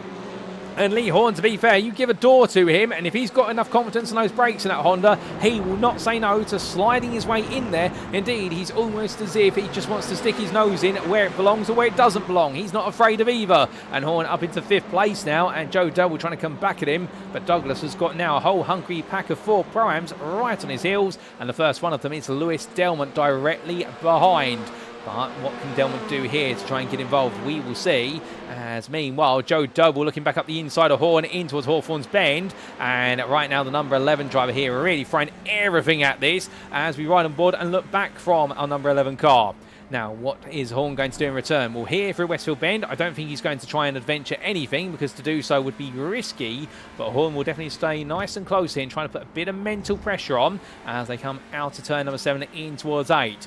Douglas, Delmont and Clibbins there. They're all queuing up behind. Don't forget all Trier as well. But these drivers right now all together. Michael Lease in that pack as well between what is Clibbins and Trier, which should be clear. But Joe Doble right now just bringing them all together here as they make their way onto the penultimate lap of this race. But roying the way towards that timeline then. We're looking all the way to the very front of the field. Luciano Witvoet at the moment. He holds a comfortable 1 second advantage, and he's on course to add another win to his campaign. Indeed, he hasn't had too many this season, but the ones he's had, they've been hard-earned, no doubt about it. Adam Delmont a second behind is still chasing him, but the problem that Delmont has, of course, is the fact that his car does carry a little bit more weight compared to Witvoet, and that is just slightly holding the Honda Civic driver back. And we have seen this season the Audi, if you can master it, has proven to be arguably the quickest car under race pace conditions, regardless of tyre degradation expectations. It just seems to have had a little bit of a knack compared to its rivals, but it also comes down to the driver, and Witvoet and Swierdijk have definitely shown that when it comes to the Audi. It is not an easy car to get right, but if you can get it right, you are nearly unstoppable. But right now, this man is being stopped a bit by the weight he's carrying, the 56 kilograms, and that's why he's back in 4th place, because at a circuit like this, where you've got a lot of elevation changes, particularly uphill drives, those uphill acceleration zones really adds that weight and make it feel more like 100 kilograms rather than 56. But still, from weighing ourselves down with numbers, we make our way back and lighten the mood with a bit more fighting as Wayne Douglas tries to inch closer to Horn, and also Joe Doble, as we see a run wide there from Nick Clibbins. as he rejoins the track, coming into Sterling's Bend. So Clemens losing out. Michael Leese has in fact got ahead of Clemens only moments ago, and this is how the move was made. Now this was heading in towards Hawthorns, and Leese went to the outside versus Clemens, so he tried to power it all the way round. In fact, he did. He got Clemens to go deep there, thinking Leese was going around the outside, and Leese in the end just simply cut back, did the switch back, and said to Clemens, no, I fooled you once, I fooled you twice, and this time I get the place off of you. And therefore a lovely move there from Michael Leese as we come back to your live racing. But now Clemens is going on the counter-attack here, up into Druid's Bend, but too far back there, and I don't think even he had enough first-class stamps in his pocket to try and send it from that far away. Gavin Gardner, meanwhile, he's having to try and force his way back ahead of Ben Altria. Altria here going very defensive, and he doesn't want to fall back behind the Reese Watt as Conrad Kula tries to get involved here, and this is the scramble, of course, for 11th through to 14th place. They all want to be 13th or higher to guarantee being in that reverse grid, but only so many drivers can be. As we can see there, Bennyworth now on the back of this, and Bennyworth right now, well, if things finish as they currently stand, Matthew Cheverton would be your blue overall champion, and Bennyworth needs the win, but it's a long way out the road to Wayne Douglas. I think right now this is really to confirm he will be the runner-up in the championship come the end of the season, as he fights a bit with Tom Davidson there, but can't seem to find a way past. I think he might just back it off slightly here and look for an opportunity. But opportunities, they're hard to find. Joe Doble's finding that with Lee Horn. He hasn't got an opportunity to break away, but meanwhile, coming out of the final quarter, we sees the early opportunities to take second and then the lead, and from what was a third place start, he's made it victory in race number 2 as Luciano Witvoet ahead of Adam Delmont, with Mikey Doble final finisher on the podium ahead of Wojciech Swierdajczyk, who takes 4th. Mikey Doble the fastest lap on the final lap, brilliant 31.920. That's an incredible lap. It'll then be Joe Doble in 5th ahead of Lee Horn. Wayne Douglas will take blue lobby overall victory ahead of your orange prime winner Lewis Delmont, who adds another win to his tally. What an effort from him. Michael Leese and Nick Clemens finished 2nd and 3rd in the class, with Ben Altria's 11th place, meaning that he is your provisional orange prime champion. We then need to go back to 15th for Ben Bennyworth, who takes the run-up spot in the overall blue lobby. Phil McDougall makes it 2 blue prime wins out of 2 with 18th place, and then a bit further back, Nigel Stock with victory in the blue AM class becomes your provisional AM champion of the blues for this season, ahead of Lewis Mason, albeit Marcel Fritsch was 28th. He was your orange AM winner. And as he calls his race on down, well, goodness me, ladies and gentlemen, what a race it was. Joe Gibson in the end, through all the chaos and carnage, he somehow managed to find his way through to 2nd place in the blue prime class. Well done to him. That's a podium we haven't seen him pick up in a while, but what an effort from him. And, well, as all drivers make their way into the pit lane, it's definitely been a scattergun race, but an incredible race as well with it, as we do see Luciano Witvoet coming on through. Matthew Cheverton's already in the pit lane, it should be pointed out, and with this result, Matthew Cheverton, who finished 23rd, or what was in the end 8th overall in the blue lobby, he will be your blue overall champion with that result. Bennyworth will not have done enough to keep the race going all the way into the final race of the season. But as Davidson calls on down, indeed a number of drivers do. Indeed an absolutely crazy race number 2, adding to all the tension of race number 1. Well, we take a look, ladies and gentlemen, to the pit lane for all drivers who are making their way on down. Luciano Witvoet will take his way to the winner's circle, and behind Lewis Delmont there with the prime win will be absolutely grinning from ear to ear as we take a look at those race results. Now, these results for race number 2 subject to any stewards' inquiries, of which I suspect there may be some, but for race 2 of round 10 of season 9 of the NXTCC powered by Doble Motorcycles, it was Luciano Witvoet who took victory for World of Racing STR Motorsports by a whole second, dead on the dot there. We haven't seen that this season. We haven't seen that in the NXTCC's history, in fact, a win by a second exactly on the dot. But still, exactly a dot behind him was NextGen Green's Adam Delmont there, ahead of Mikey Doble as a further 7 tenths behind for Doble Sim Racing, and knowing that he holds still a comfortable 17 to 18 point advantage going into the final race of the season. Wojciech Swierdajczyk took 4th place for Semper Racing ahead of Joe Doble, who fought his way through from a 12th place start all the way through to a brilliant 5th place finish. What an effort from him in the number 11 car. Ahead of Lee Horn for NextGen Pink, who kept the rest of the field at bay. And the first driver he kept behind him was Wayne Douglas, who finished as your blue overall winner in 7th place for NextGen Black. There's NextGen Green's Lewis Delmont, your orange prime winner. He fought his way through, a brilliant effort from him. 5 places gained overall, and ahead of Michael Leese, the runner-up for JW Motorsport in the orange Prime class, and Nick Clemens, who completed the class's podium there with 10th place overall for iRace Esports. Ben Altrier is your orange provisional champion in the Prime class with that 11th place finish or 4th in the class. Well done to him for Full Tilt in Motorsport with Boosted Motorsport. And from the best of the rest driver, it was then Gavin Garner for NXTGEN Pink, head of Conrad Kula for Semper Racing, who takes the final guaranteed spot in the reverse grid of 13th place. And there was Reese Watt for JW Motorsport and Ben Bennyworth for Quatermass Motorsport, who completed your top 15. Tom Davidson, he was 16th ahead of Matthew Addy, with Phil McDougall there making it back-to-back Blue Prime wins for CXR Project Black with that 18th place ahead of Slamir Jaworski, and then Alan McCain completed your top 20. Outside the top 20, Piotr Jaroslewski was 21st ahead of Crystal Autosport Stephen Fry. Matthew Cheverton there, with that result, we believe is now your provisional blue overall champion for Aztec Racing, and he's the final eligible reverse grid position there in 23rd. We'll have to wait and see whether he gets lucky today. Jamie Dewey was 24th, just missing out there by 2 seconds at the close ahead of Russell Fowler, and then Nigel Stocked at 26th, but with it the blue AM win. Congratulations to the Crystal Autosport driver ahead of Kieran Smart, with Marcel Fritsch there, the already crowned AM Orange champion, taking 28th, and with it the AM winning class. The Rhino Esports drive then followed up by Joe Gibson, runner-up in the Blue Primes. What an effort for him for Goldwing Motorsports after his dismal race number 1. He was ahead of Sean Doby at the finish line there, who took the runner-up spot in the Blue AMs. Another brilliant podium there for the ATEC Racing driver, and does it in the dry as he does it in the wet. Then we did see Mark Sykes run up of the Orange AMs in 31st for WSS Racing, just ahead of Matthew Jordan at the line by 2 tenths. And then the NXTGEN Pink drive followed up by William Kurtler for Aztec Racing, who rounded off what was the Blue AM podium. William Guthrie was 34th ahead of Sam Van Olst, with Benjamin Gregory 36th. Mike Barber finished 37th there ahead of Dylan Hunter, was much further back, so the Quatermass Motorsport driver keeps his championship dreams alive just about, with Andy Aldhouse, Fraser Rostens and Stanley Donaldson completing your top 40. And outside the top 40, not to be forgotten about 41st Duncan Mariah, it was a lap down there for Andy Schell, Isaac Dole and Dylan Hunter, and also Andrew Pike. 2 laps down for Brandon Vincent Scribb after being caught up in that open lap incident at the final corner, and Lewis Mason, the sole retiree from this race, listed as 47th. Well, 47 starters, 46 finishers, of which we saw a grand total of 41 on the lead lap. And well, ladies and gentlemen, we now head to our final race of the season. Another 14 laps are still to go before we bring the curtain down. But of course, there's just one question, and that is, where are we going to reverse the grid from for our final race of the season? Well, without further ado, we head to the commentary booth. Good evening to you all, and I hope you're enjoying all the racing so far. But without further ado, we bring out the NXTGEN Racing Lottery Bowl.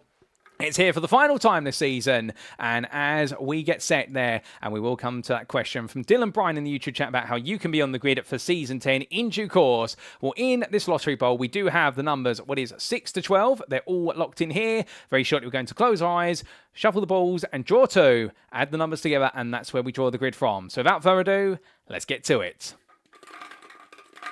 So there's the first shuffle for the final draws of the season. And ball number 1 is drawn, and it is going to be the number 9 that makes another appearance. Indeed, for the number 9, that is now the 4th appearance this season. It's one of our most popular numbers. And, well, what's it going to be joined by? Let's find out.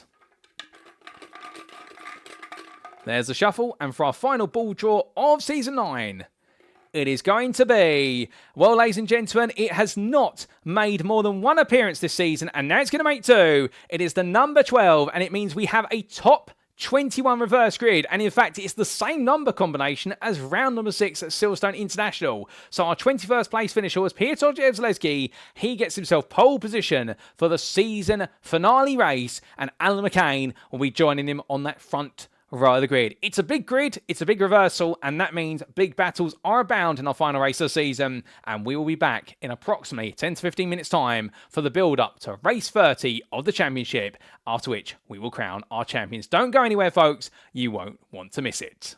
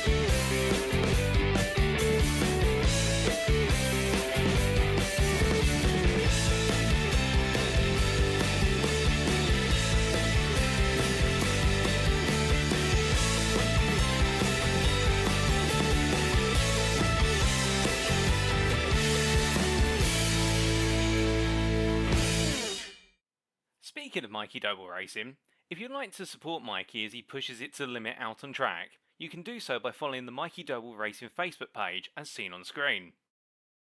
Additionally, if you want to represent the 88 Army at a BTCC weekend, Mikey Doble Racing has some fantastic merchandise available just for you, as may be found either via the Mikey Doble Racing Facebook page or alternatively in the Doble Motorcycles store at dobledirect.co.uk. Don't miss out on being a part of the 88 Army today.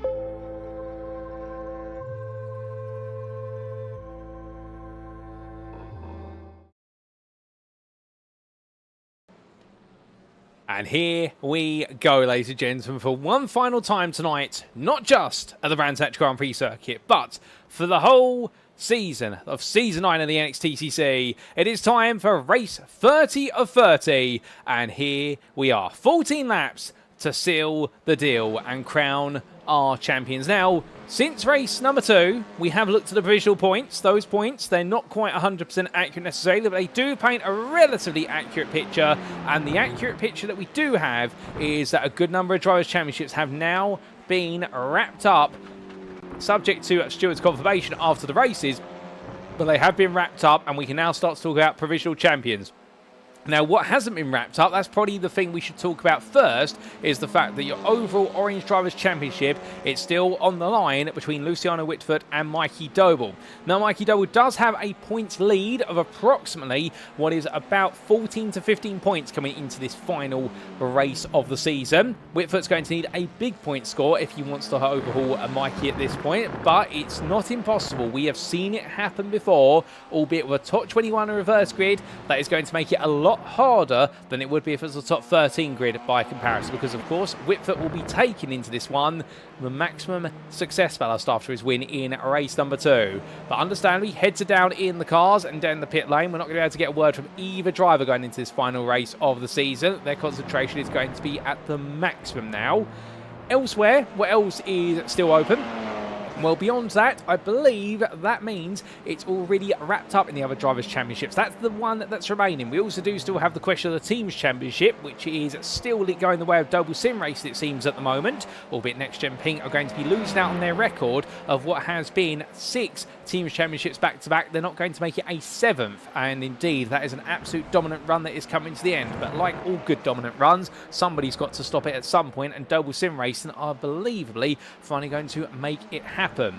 In the blue overall Drivers' Championship, Matthew Cheverton has completed his run to the title. There's the Aztec Racing driver now. He'll be aware of it, but he'll look to get a good result in this one just to double check and confirm it. As for the blue Pro-Ams, Dylan Hunter is still ahead of Mike Barber, but Barber needs almost a perfect score and needs Dylan Hunter to have another nightmare if he wants to try and steal it away. It's still mathematically possible, but it would require Dylan Hunter to get a 0 score and for Mike Barber to get a maximum of 25 points in this one. So that would be the win, the fastest lap, and also the maximum number of points for making overtakes of drivers.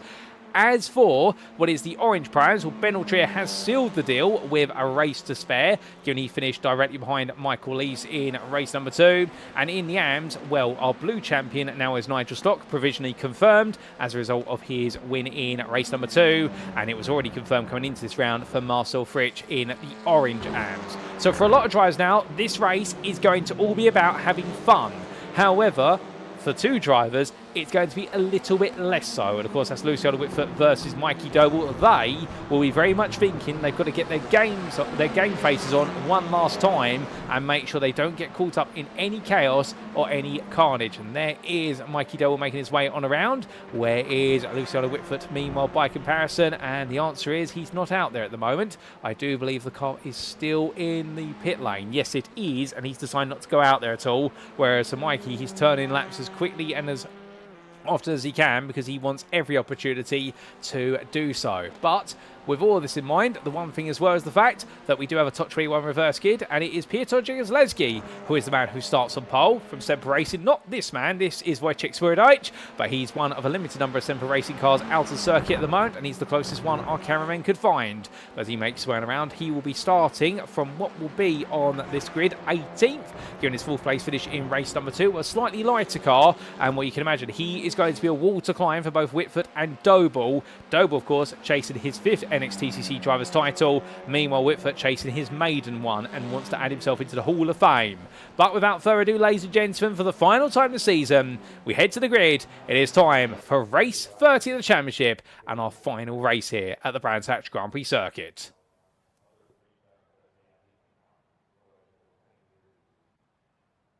So as our drivers make the way onto the grid for one last time this season, this is how they will all line up.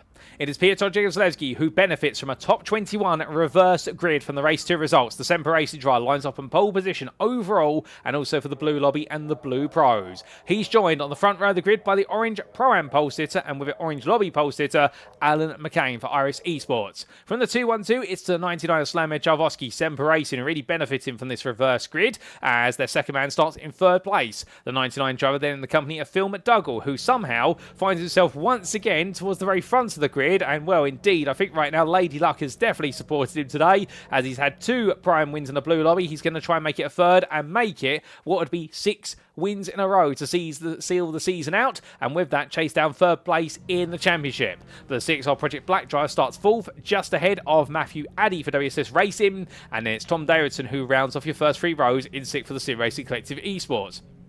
From them, starting 7th, it's Ben Bennyworth for Quatermass Motorsport, and then you will have Reswap for JWM Motorsport, giving him company there, starting in 8th place. Conrad Kula, he will begin this one in 9th for Semper Racing, and then you do have Gavin Garner completing your top 10 for NXTGEN Pink. Outside the top 10, and a very fighty Gavin Garner today, it's Ben Altrier who starts in 11th place for Full Tilt Motorsport with Boosted Motorsport, knowing now all the pressure's off. iRacing Esports' Nick Clemens begins this one in 12th place, and then we have another pair of prams from the orange lobby. It's Michael Lees for JWM Motorsport, and the race 2 winner in class, Lewis Delmont for NextGen Green, but now he's got all the weight in the car. Can he deal with it to try and make it another win? If not, Wayne Douglas will be looking to make his way past very quickly. The NextGen Black driver there started 15th, ahead of Lee Horn, with the NextGen Pink driver then being followed up by Joe Doble for Doble Sim Racing, who fought his way from 12th place to 5th place in race number 2. Well, right now he's got to go from 17th, but how far can he climb? The same can be said for Wojciech Swierdowicz, who begins this one in 18th place, but we do know then that Audi RS3, he makes that weight look like a brush off. But meanwhile, Mikey Doble will look to try and brush the pressure away here for Doble Sim Racing, the number 1, and look to try and seal his 5th title, starting 19th, ahead of Adam Delmont for NextGen Green, and then in 21st place, completing that reversal order, Luciano Witvoet there, the World of Racing with STR Motorsports driver, who needs a big haul, and he needs Mikey Doble to have a bit of a fall. The Dutchman will be followed up by Stephen Fry for Crest Autosport, who's made his way through to a 22nd place start, ahead of Matthew Cheverton for Aztec Racing, where all the pressure is off for the 390 driver. Jamie Dory starts this one in 24th, and this will be the final race of his partnership with the Hyundai Elantra, and he'll be looking to get this one behind him, but potentially on a high where he can, ahead of Russell Fowler for Verano Esports, who starts 25th, and then Nigel Stott, the blue and pole sitter, he begins this one looking to make it 3 wins from 3 for Crest Autosport in 26th. Kieran Smart starts 27th for Track Scotland, ahead of Marcel Fridge, the orange and pole sitter of Verano Esports. And then we do have Joe Gibson, 29th on this grid, ahead of Sean Doby, with the Goldwyn Motorsports driver, looking to make even more progress here after a brilliant race number 2. And the same could be said for Sean Doby there. The 2 runners up in their classes, they both complete your 15th row. From the ATEC Racing driver, that we then do have in 31st place, it's going to be WSS Racing's Mark Sykes. He'll be in the company of Matthew Jordan for NextGen Pink as they look to do battle for the final time this season. William Kirtland begins this one in 33rd for Aztec Racing, just ahead of William Guthrie for Full Tilt Motorsport with Boosted Motorsport. And then it's Sam Van Olst who begins the final race of the season, 35th for Goldwyn Motorsports, and then he just wants to end this race without ending up in an instant. Ben Gregory, he will start in 36th for Full Tilt Motorsport with Boosted Motorsport, ahead of Mike Barber, and the Quatermass Motorsport driver there needs a perfect score here, and therefore he's got to carve his way through as quickly as he can and try to hunt down Phil McDougall. But that is a lot of places to gain. It's the best part of what is there. Well, it's the best part of 30 places to find. Andy Aldhouse for GBRC, he starts this 38th, ahead of Fraser Rostons for NextGen Black, and Stanley Donaldson completes your top 40 for Quatermass Motorsport. Outside the top 40, in 41st place, it's Duncan Mariah, the Goldwyn Motorsports driver, then being followed up by Andy Chell for Quatermass Motorsport. On the penultimate full row of the grid, it's Isaac Doble for Doble Sim Racing, with Dylan Hunter starting this one 44th for Adapt Sim Racing. And then we do have on your final row of the grid, Andrew Pike there, 45th for the Sim Racing Collective Esports. And last but not least, Brandon Vincent Squibb starts 46th for the Privateer. And that is how they'll all line up for the final race of the season. Well, ladies and gentlemen, 46 cars here. It is a packed grid for our final race of the season. It has been an incredible 2023 25 here in the NXTCC. It's been a very different schedule. We followed the BTCC calendar all the way through after a very tight Season 8. Season 9 has been a bit more spread out, but as the headlights go on and the sun sets down, we set the sun on our 9th adventure for the NXTCC. But who will be the final winner of the season? 1 red light, 2 red light, 3 red light, 4, 5 they're on, and it's going to be lights out and away we go as it's a jump start there for Wayne Douglas in the rear of the picture. But as they all get away, Piotr Jaroslewski there gets a good start at the front of the field, and Alan McCain can't find a way through. Slamir Javosky immediately attacks as they roar the way through the opening corner. But look at this as they make the way through. In fact, we look to the blimp camera here as they head into the pinch in towards Druids Bend, and it is still Javosky on the inside as they all come through one of the highest points of the circuit. It looks though elbows out there between all the drivers, but most of them all safely on through here, and it does seem as though all 46 starters clear the opening corner, although Benjamin Gregory has picked up some big damage and he's got to come into the pits at the end of this lap, and we do have a black flag there for the jump start by Wayne Douglas. That will be a drive-through penalty that will have to be served at the end of this lap. But as our drivers make the way along and heading down towards Hawthorns for the first time, Ben Bennyworth on a mission here to try and carve his way through versus Philbert Dougal. But Dougal, of course, carrying all the success ballast in the car versus Bennyworth, and therefore the leading Blue Prime driver feels as though he's got a lot of weight to haul along, and Bennyworth will need to quickly pick his way through before McDougall was able to get comfortable. But all the field now getting nice and tight here in towards Westfield Bend. We can see there Joe Doe and Adam Delmont fighting side by side, but Delmont on the outside backs off as he makes his way in towards what will be Sheen Kerr. Jamie Dory right behind him, and we'll all these drivers right now close, but not quite close enough to find any opportunities. As we see Matthew Cheverton a little bit further back there, also trying to get involved. Ben Altriers had a bit of a moment coming out of Sterling's Bend. He's dropping down the order like a bit of a proverbial stone. The same for Joe Gibson. I think both drivers there may have just been offline rather than involved in anything too serious. And indeed, we're going to come to the end of lap number 1 without any major altercations, unless it's for Ben Gregory, unfortunately. But after 1 lap of racing, on to lap 2, Piotr Jaroslewski leads as he started. Slamir Javosky in second, Semper Racing trying to pull away with this one. Alan McCain is then third, ahead of Matthew Addy. But I say that for a brief moment because Tom Davidson cuts up the inside, so Davidson now up into 4th place. Ben Bennyworth pushes his way out the inside of Reese Watt there to make sure he holds on to 6th, but Watt is right behind him as Bennyworth comes on down, with Gavin Garner in 8th, head of Wayne Douglas and Phil McDougall, who rounds off your top 10. Some good racing here between them. McDougall there with Lee Horn and Best Rest in 11th, and Conrad Kula right now looking for a way around. And Wojciech Swierdijk has already gained 5 places since the start of this race. He's had a phenomenal start. Mikey Doble just behind him, and then we see Nick Clemens and Luciano Witvoet enjoying a little bit of a battle here. Now, keep in mind, Whitford's got to get past Doble, and then he's got to try and run away with this. So, as Whitford looks around the outside of Clemens right now is not making this easy whatsoever for Whitford, but to be fair, he doesn't have to. But in the end, Whitford will go around the outside at Hawthorns Bend and use the better traction of the Audi to make the move stick.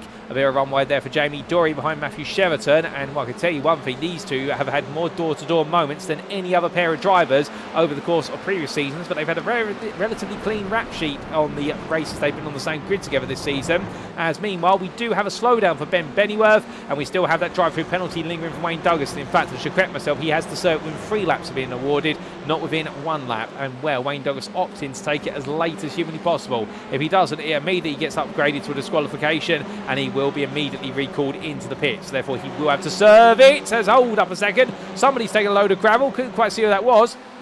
But Lewis Delmont's into the pit lane, and Lewis Delmont with a problem with the car by looks of things. He hasn't got a drive-through, so therefore there's an issue, and he's got to come on in. So that's gut-wrenching there for the NXTGEN Green driver, who was looking to be having an absolute brilliant end to his season, and suddenly it's been brought to a halt as everyone scrambles up the hill once more here on lap number 3 in the midfield. And Sam Van Olst on the back of Stephen Fry as they head on down.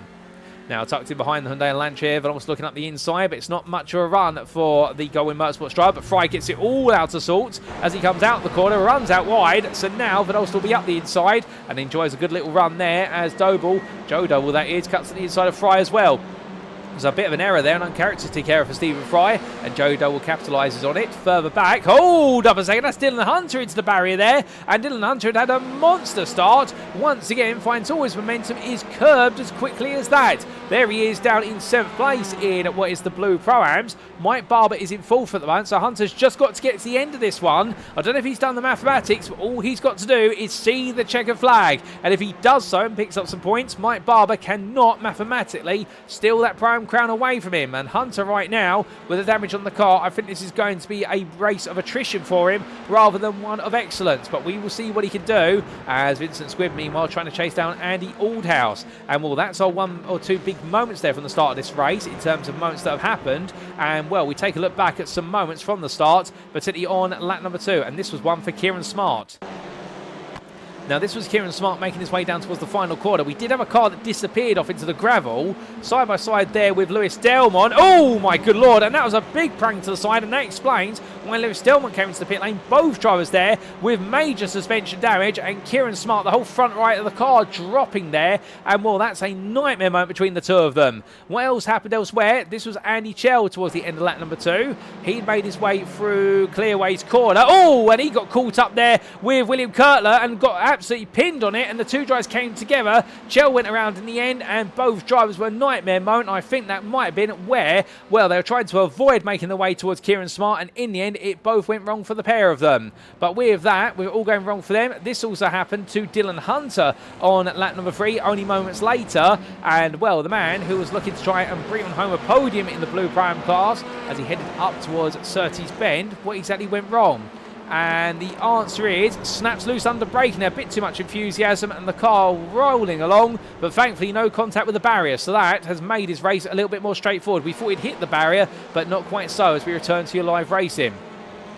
Now, coming back to all the action here as we head towards the end of lap number 4. We're back towards the front of the field. Slamir Javosky has broken away. Jagoslewski and Javosky swapped places on the previous lap. And Jagoslewski now trying to act as a bit of a rolling roadblock here to prevent Matthew Addy, Davidson and McCain coming on through. Speaking of Davidson and McCain, here they are. And will these two enjoy racing in an MX5 championship hosted by the Sim Racing Collective. And we'll more about MX5s in due course later on this broadcast, ladies and gentlemen. As Alan McCain right now swaps out an MX5 for a touring car and looks to go for a move here versus the man he's so acquainted with racing with. And well, right now Davidson there on the outside. He's going to try and get back to the inside here, coming down towards turn number 3. Davidson goes for it.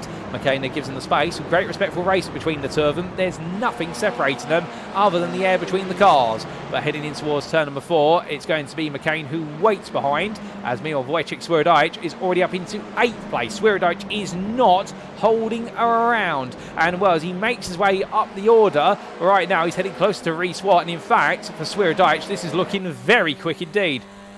As we ride on board here with the Semper Racing driver, and Semper Racing could be on course for an absolute monster performance here in the final race today, and this could be a huge haul of team point to see them finish inside what may be the top 3, albeit it is looking very close between multiple teams at the moment.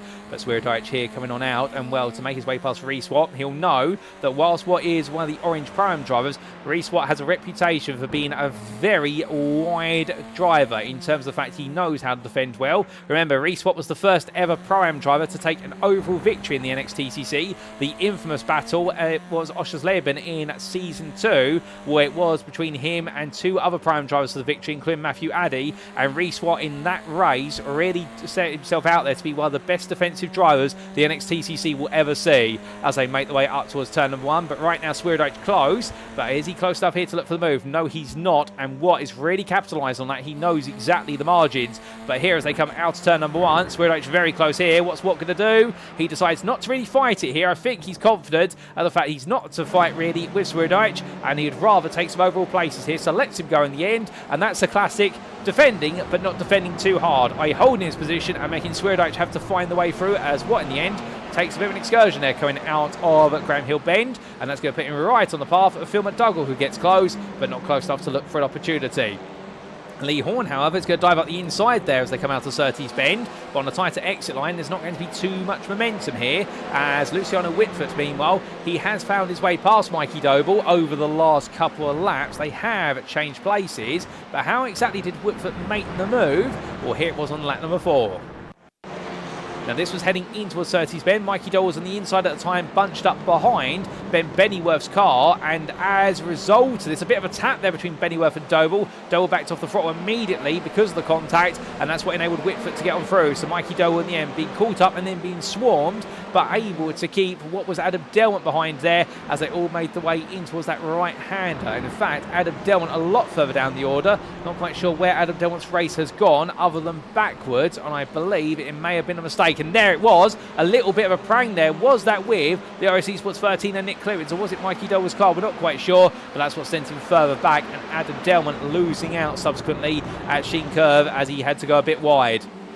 We're coming back to your live racing. We're midway through this race and we're headed deeper and deeper now into what will be sunset. Indeed, we are going to finish the racing just before we do have the curfew at the Brands Hatch circuit, as we typically do in the BTCC each and every year. And as all the drivers head on through, well, right now, more still to come, no doubt about it. But what else is happening out there? We're looking a bit further back. We do have Nigel Stock, Matthew Jordan and Matthew Cheverton all enjoying a bit of a ding-dong battle. And right now, it is Nigel in amongst the Matthew sandwich as they come out of the left-hand of Graham Hill Bend. Cheverton looking around the outside there. A bit of tap between the two of them. And well, Cheverton not too happy about that. But I think Nigel will be saying to him afterwards, where else would you like me to go? As Marcel Fridge dives up the inside of one. He dives up the inside of the pair of them. Marcel Fridge holds nothing back there. But in a very heavy car, he's not going to have any acceleration. And you can see Cheverton is fuming at the way he's been made to lose the place there to Marcel Fridge. And really has been held up as a result of it, he feels. But credit where it's due. Marcel Fritz doing an absolutely brilliant job there of just seeing the door was open and saying, well, if you're all going to fight like this, I'll just take it off you and show you how it's done. Further back, Sean Doby, still the second place runner in the blue AM class. He's battling here with Mike Barber. Barber wants to go forward to chase after Joe Gibson, who you see in the foreground camera shot. But Duncan Ryan right now, you can understand the Goldwing Motorsports Honda driver will make his car so wide for Barber that it will be impossible to pass. And Duncan there is a very big team player. He really does believe in supporting his teammates. As meanwhile, coming back onto the circuit very shortly, is that Tom Davidson who's had a bit of a nightmare run? Yes, it is. I don't know how he's got there. Meanwhile, Joe Doble's off into the barrier here. And well, that's at the final corner. I don't know how he's ended up there either. There's been a lot of drama on this lap, albeit it's been isolated. Davidson's into the pit lane for repair work. Free one into turn one. Meanwhile, goes Sean Doby versus Mike Barber and Matthew Jordan. And in the end, Doby loses out to the pair of them. As up on that high apex curb, here comes Dylan Hunter as well. And Hunter's now back on the charge, back into fourth place here in the blue pram class. And he wants to go hunting after Mike Barber after what was that earlier off. Right now, he just wants to get ahead of Barber. And if he does so, he'll absolutely wrap things up very nicely, albeit right now all we need to do is finish behind him. But I think Dylan will be feeling as though, you know what, I want to beat him one final time, as Sean Doby there runs out a bit of track room, and I think Dylan Hunter more focused on what's ahead of him rather than the driver behind him. And well, as they come out of the corner on lap number 8 here, looking all the way back to the front of the field, Slamir Javoski has already left this race. He's already 4.8 seconds ahead. Matthew Addy right now is the man running in second, as they have gradually cleared Wojciech, well, not Wojciech Witvoet, Piotr Jegosleski, and all the drivers right now trying to pick their way through. Speaking of Jegosleski, he's still fighting here with Alan McCain, as McCain forces his way out the inside there. Jegosleski offline, they all queue up behind, and well, right now Lee Horn, he's right at the back of this six-pack car, and well, as he makes his way in towards the right-hander of turn number 9, you can imagine if the number 36 driver's looking at this and thinking, okay, when's it all going to end up in tears, and when do I look for the opportunity? Well, as they make the way up towards turn number 1, here comes Witvoet looking between the two. Witvoet's got a gamble here. He can't afford to be stuck behind his cars. Oh no! And there's Jegosleski sideways there, under braking, and collects Witvoet with him. Horn comes on through, and well, looking back, Horn right now very happy with that one, and well, as they make the way through, you can see there's Mikey Doble immediately. He smells blood in the water like a shark, and he's immediately there to try and capitalise. Witvoet right now is back to square one, which is Mikey Doble's right behind him, and Sonny, all the points he was crafting out for himself, have Sonny been all snatched away from him. As Mikey Doble stays there, Conrad Cooler's also with him.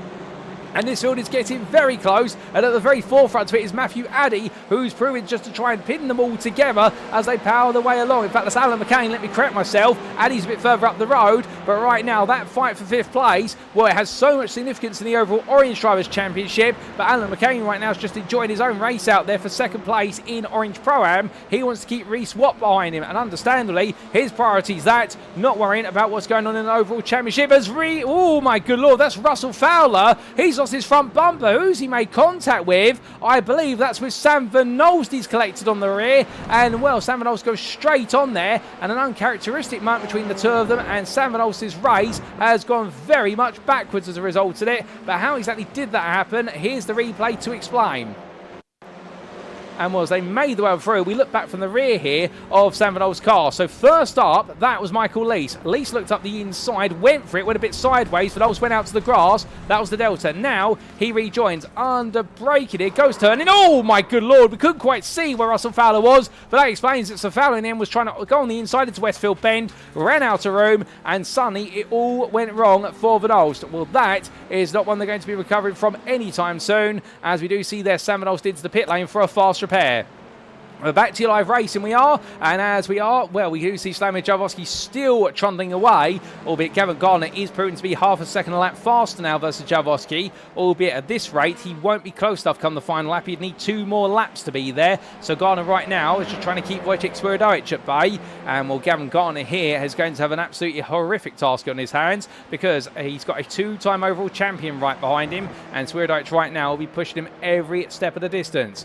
But as we say hello to Andrew Pike in the YouTube chat there after what was a frustrating race number 2, and we were talking about that Isaac Doble may have suffered the same fate that he did, and Whiskey Runners Racing we say hello to is enjoying the addition of the flags on the timing tower. We'll appreciate the feedback there, Whiskey Runners Racing. Very happy to see you enjoying that in the YouTube chat. Well, Swierdowicz here in 3rd place right now, close but not quite close enough, as meanwhile Matthew Addy has cleared away from Reese Watt, and Reese Watt and Phil McDougall are the ones battling for 5th. Mikey Doble's there, and he's got ahead of Luciano Witvoet as a result of that moment with Witvoet and Jegoslewski at Paddock Hill Bend a lap and a half ago.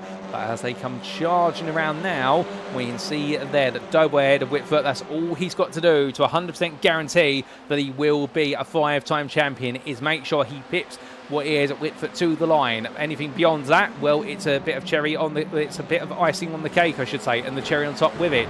But Alan McCain here watching this one like a hawk right now, seeing how he can get involved. Witvoet looking around the outside there. Mikey Doble making sure to make himself absolutely wide as humanly possible. No change at the moment as McCain tries to get involved, but backs off.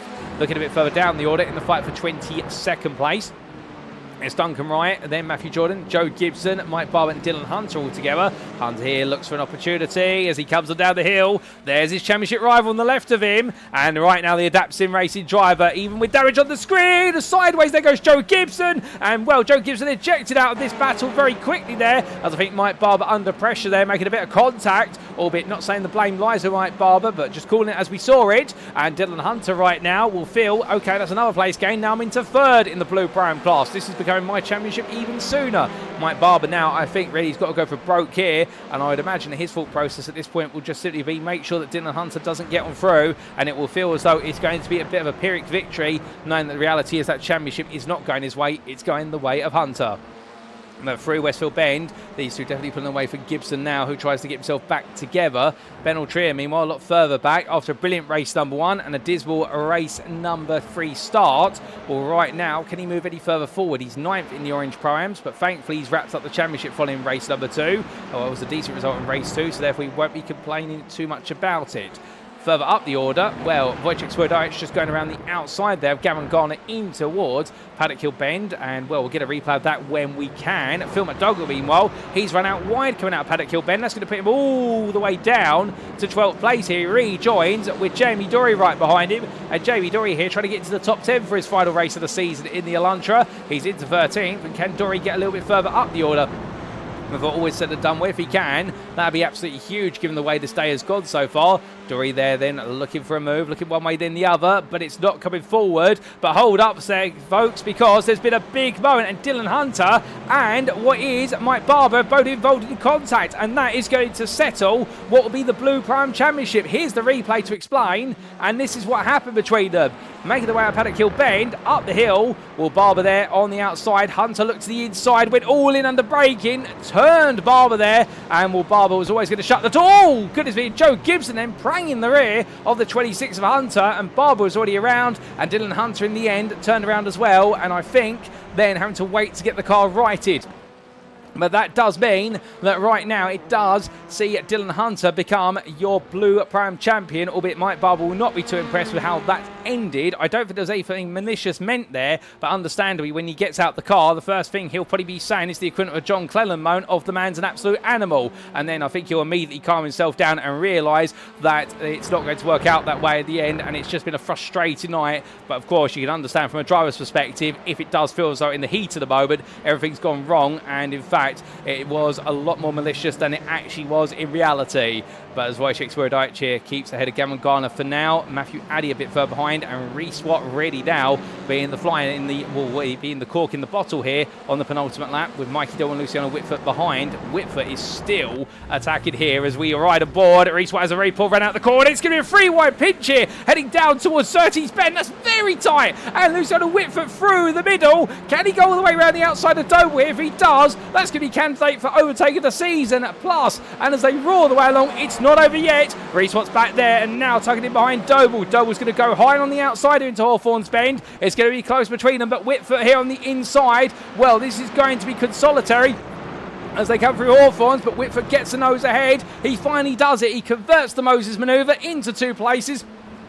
And a brilliant move there from Luciano Witvoet to take 5th place back off of Mikey Doble. What an absolute daring one. And right now, Mikey Doble, I think he was going to be looking at and thinking, did he really just do that? As meanwhile, running wide, that is the car there of, I believe, I'm trying to see who it was. Was that Nick Clemens taking a run wide? Yes, it was. And then subsequently, Rhys Watt goes out to the gravel. They're all going left, right and centre here. And I think right now the tyres have had enough, arms have had enough, and the cars have definitely had enough as well. Well, who can blame them? It's been 29 races plus 90% of a 30th race, and now we are onto the final lap of racing for this season, ladies and gentlemen, as the white flag waves. One more to go, and right now there are still plenty of battles out there to be settled, albeit not for championship crowns necessarily, but definitely to settle scores at the end of the season. As Phil McDougall runs out wide there again, I think the weight in that, what is the Honda Civic Type R for CXR Project Black, is really taking its toll, but he's definitely on course to make it 3 wins in a row for Blue Prime today, and we'll be very happy with that, no doubt about it. And 6 on the bounce since what a Silverstone National. But further back, Adam Delmont fighting side by side with Ben Bennyworth here, and Phil McDougall right now finds himself at a very risky middle bit of the road. As we can see, Adam Delmont cuts up the inside, and McDougall immediately steps out wide there. He doesn't want to risk it, and we're coming on down towards Pilgrim's Drop here. Right now, Michael Lees and Phil McDougall there or thereabouts with Stephen Fry and Ben Bennyworth behind. Bennyworth here trying to chase down 2nd of the Blue Pros. To do so, he's going to try and go around the outside of Fry, or up the inside, in fact. There they go. He's not going to make that work this time. William Guthrie just latches on behind, looks up the inside into Westfield. He'll go for it there and puts the place over Bennyworth. But coming on through, we say hello to Elfwell, who's joined it right at the end of the race, but there's never been a better time. I'm happy to have you with us in the YouTube chat, good sir. But meanwhile, speaking of a good time to be had, it's been a long time since we've seen Slamed Javotsky take a victory, but he's going to take the final win of the season as the Semper Racing driver. What a brilliant effort from him. Head of Wojciech Witvoet, who takes 2nd place, and Gavin Garner, who rounds off the overall podium. Matthew Addy will take the orange prime victory there ahead of Luciano Witvoet, who, whilst he finishes ahead of Mikey Doble by 1 place, Mikey Doble will be your provisional champion over in the orange category for what is season 9, his 5th title provisionally in his hands, ahead of Lee Horn and Alan McCain, with Conrad Cullen and Jamie Dory completing your top 10. Dory did take a top 10 in the end in the Elantra. Phil McDougall makes it 3 wins in a row here today in the Blue Prime class. A brilliant effort from him. Ahead of Stephen Fry and William Guthrie, and in the Blue Am class, Nigel Stock makes it 3 wins in a row as well, ahead of Marcel Fritsch, who makes it back-to-back Blue victories after what was the winning class of Mark Sykes in race number 1 of the day. What a race, ladies and gents, but goodness me, we've still got a couple of drivers to head to the line. Give them all a round of applause as they see that checkered flag. Here comes Joe Doble with a very frustrating race, but with the points that he and his teammates have accrued today and over the course of the season, as he realises he's still got to get to the checkered flag, there he goes. He thought he'd already finished the race, but not quite so. Well, I believe Doble Sim Racing will be your provisional teams champions for season 9. Congratulations to them. And well, here comes Kieran Smart, who will be And goodness me, ladies and gentlemen, your final finisher of the race here on the lead lap, 34th. It's been a frustrating final round of the season for him, but to be fair, he's kept a smile on his face all the way through as the Track Scotland driver. And I'm sure teammate Stuart Winers, who'll be watching from the grandstands today, he'll be very happy with how Kieran has got on. But as all of our drivers make their way into the pit lane, well, understandably, Slamir Javosky will be getting out of that car, and he will be absolutely ecstatic because it has been the best part of 3 seasons since we've seen him take a win. The last win he picked up was all the way back in season 6, if my memory serves me correctly. And, well, he's already celebrated there with the lights on. Wojciech Swierdijk, his teammate, directly behind a 1-2 for Semper Racing. Gavin Garner there heads into the pit lane a little bit further back, taking his time, savouring the moment to be back on the podium here. And, well, there is Mikey Doble parking up, a 5-time champion provisionally. As Jamie Dory, we get some celebratory donuts underway there, but I think he right now parks up on the grass at the end. Can't quite get the donuts to engage in the car. And, well, Phil McDougall, he's enjoyed himself on the grass as well, albeit he's got to be careful a bit on that grass. He won't pick up too many instant points, as always the stewards will have to clear a black flag for him at the end of this session. But with that, folks, we take a look to the scenic view for the final time. And as we do, here are the race results, subject to any stewards' inquiries. And as we can see, after 14 laps of racing in our 30th race of the season, and that is your final race of round 10 of season 9 of the NXTCC, brought to you on iRacing and powered by Doble Motorcycles. Slamir Javosky took victory overall for Semper Racing ahead of teammate Wojciech Swierdijk, a 1-2 for the team, coming right at the close. What a brilliant end to their season, no doubt about it. Gavin Garner, 3rd place there, the Englishman, who's not always had good luck at the Brands Hatch Grand Prix circuit, but today came out fully fighting and is rewarded with a podium in his final race of the season, ahead of Matthew Addy for WSS Racing, and one absolutely brilliant effort there to take Pro-Am victory in orange right at the close. The 777 driver, followed up by Luciano Witvoet, who took 5th place there for World of Racing at STR Motorsports, half a second ahead of Mikey Doble for Doble Sim Racing at the finish line. Lee Horn there was 7th for NXTGEN Pink. In the battle of the Hondas between himself and Alan McCain, he got the upper hand, with the iRacing Esports driver taking 2nd place in Orange Pro-Am. And it was Conrad Cooler for Semper Racing and Jamie Dory for NXTGEN Pink, who completed your top 10. Nick Clemens took 11th place, and, well, Clemens there, best of the rest, with an absolutely great performance. And then we did have a respot there for JWM Motorsport in 12th place, ahead of Adam Delmont. The next gen green driver held off the charge of Michael Leese, and Phil McDougall there, 15th place over on the road, but 3 Blue Prime wins out of 3, and doing exactly what he needed to here today. We then had Stephen Fry take 16th place for Crest Autosport, ahead of William Guthrie, and then it was Ben Bennyworth, Matthew Cheverton, and Nigel Stock, who rounded off your top 20, with the Crest Autosport driver there making it 3 Blue Am wins out of 3, and therefore be absolutely pleased with that and ends his season on the ultimate high. Outside them, completing what was the run to 30th place, well, it was Marcel Fritsch firstly, who makes it back-to-back and wins in the orange lobby for the Verano Esports team, ahead of NXTGEN Pink's Matthew Jordan, who enjoyed a good run, battling with Duncan Rye. And in fact, I think both drivers there got out the cars and went and gave each other a big hug for a brilliant race between them. We didn't get quite as much coverage of that as we would have liked, but the Goldwyn Motorsports driver there enjoying his racing with Jordan, and just ahead of Lewis Delmont, with Joe Gibson there, run up once again in the Blue Prime class. He's going to be surprised at that one as the Goldwyn Motorsports driver, but pleasantly surprised at that, head of teammate Sam Van Olst. Ben Altrier took 27th ahead of Andy Aldhouse, with William Kurtler there and being what was your runner-up in the Blue Am class, just ahead of Sean Doby by 6/10 of a second, who round off the Blue Am podium for 88 Tech Racing. And there was Andy Chell there, 31st, and just missing out on a Blue Am podium for Quatermass Motorsport. Benjamin Gray was 32nd ahead of Joe Doble, with Kieran Smart being the last of the lead lap finishers. Now Stanley Donaldson in 35th ahead of Mark Sykes, with 2 laps down to Isaac Doble, 3 down to both Mike Barber and Dylan Hunter after their altercation at Druids Bend. And then it was non-finishers as classified for Piotr Jozlewski, and also there for Russell Fowler, Tom Davidson, Brandon Vincent Squibb, Wayne Douglas, Fraser Ostens, and Andrew Pike. So 46 starters, unfortunately in the end, ladies and gentlemen, only a grand total of 39 finishers, of which we did have 34 on the lead lap. Well, that concludes all of our racing from this season, and as we get ready for our post-round interviews, we're immediately now going to get a word with series organisers. He's jumped out the car and come charging into the commentary booth here. Joining me right now is Jamie Dory. Good evening to you, Jamie, and well, straight out of the car in the Elantra, firstly I've got to ask, how's it been for your final 3 races of the season in a car that you haven't gelled with? as painful as it has been all season. Yeah, no, not the night for me. Yeah, I can't wait to get out of this car, to be honest. It's just not worked, so we live and learn.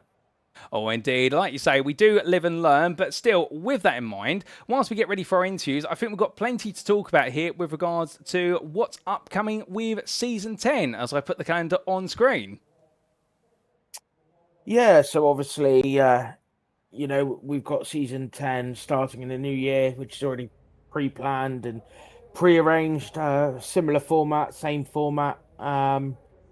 Obviously, we're coming away from the British tracks and going international again to bring out what over the 10 season, what is the best type of track for touring cars.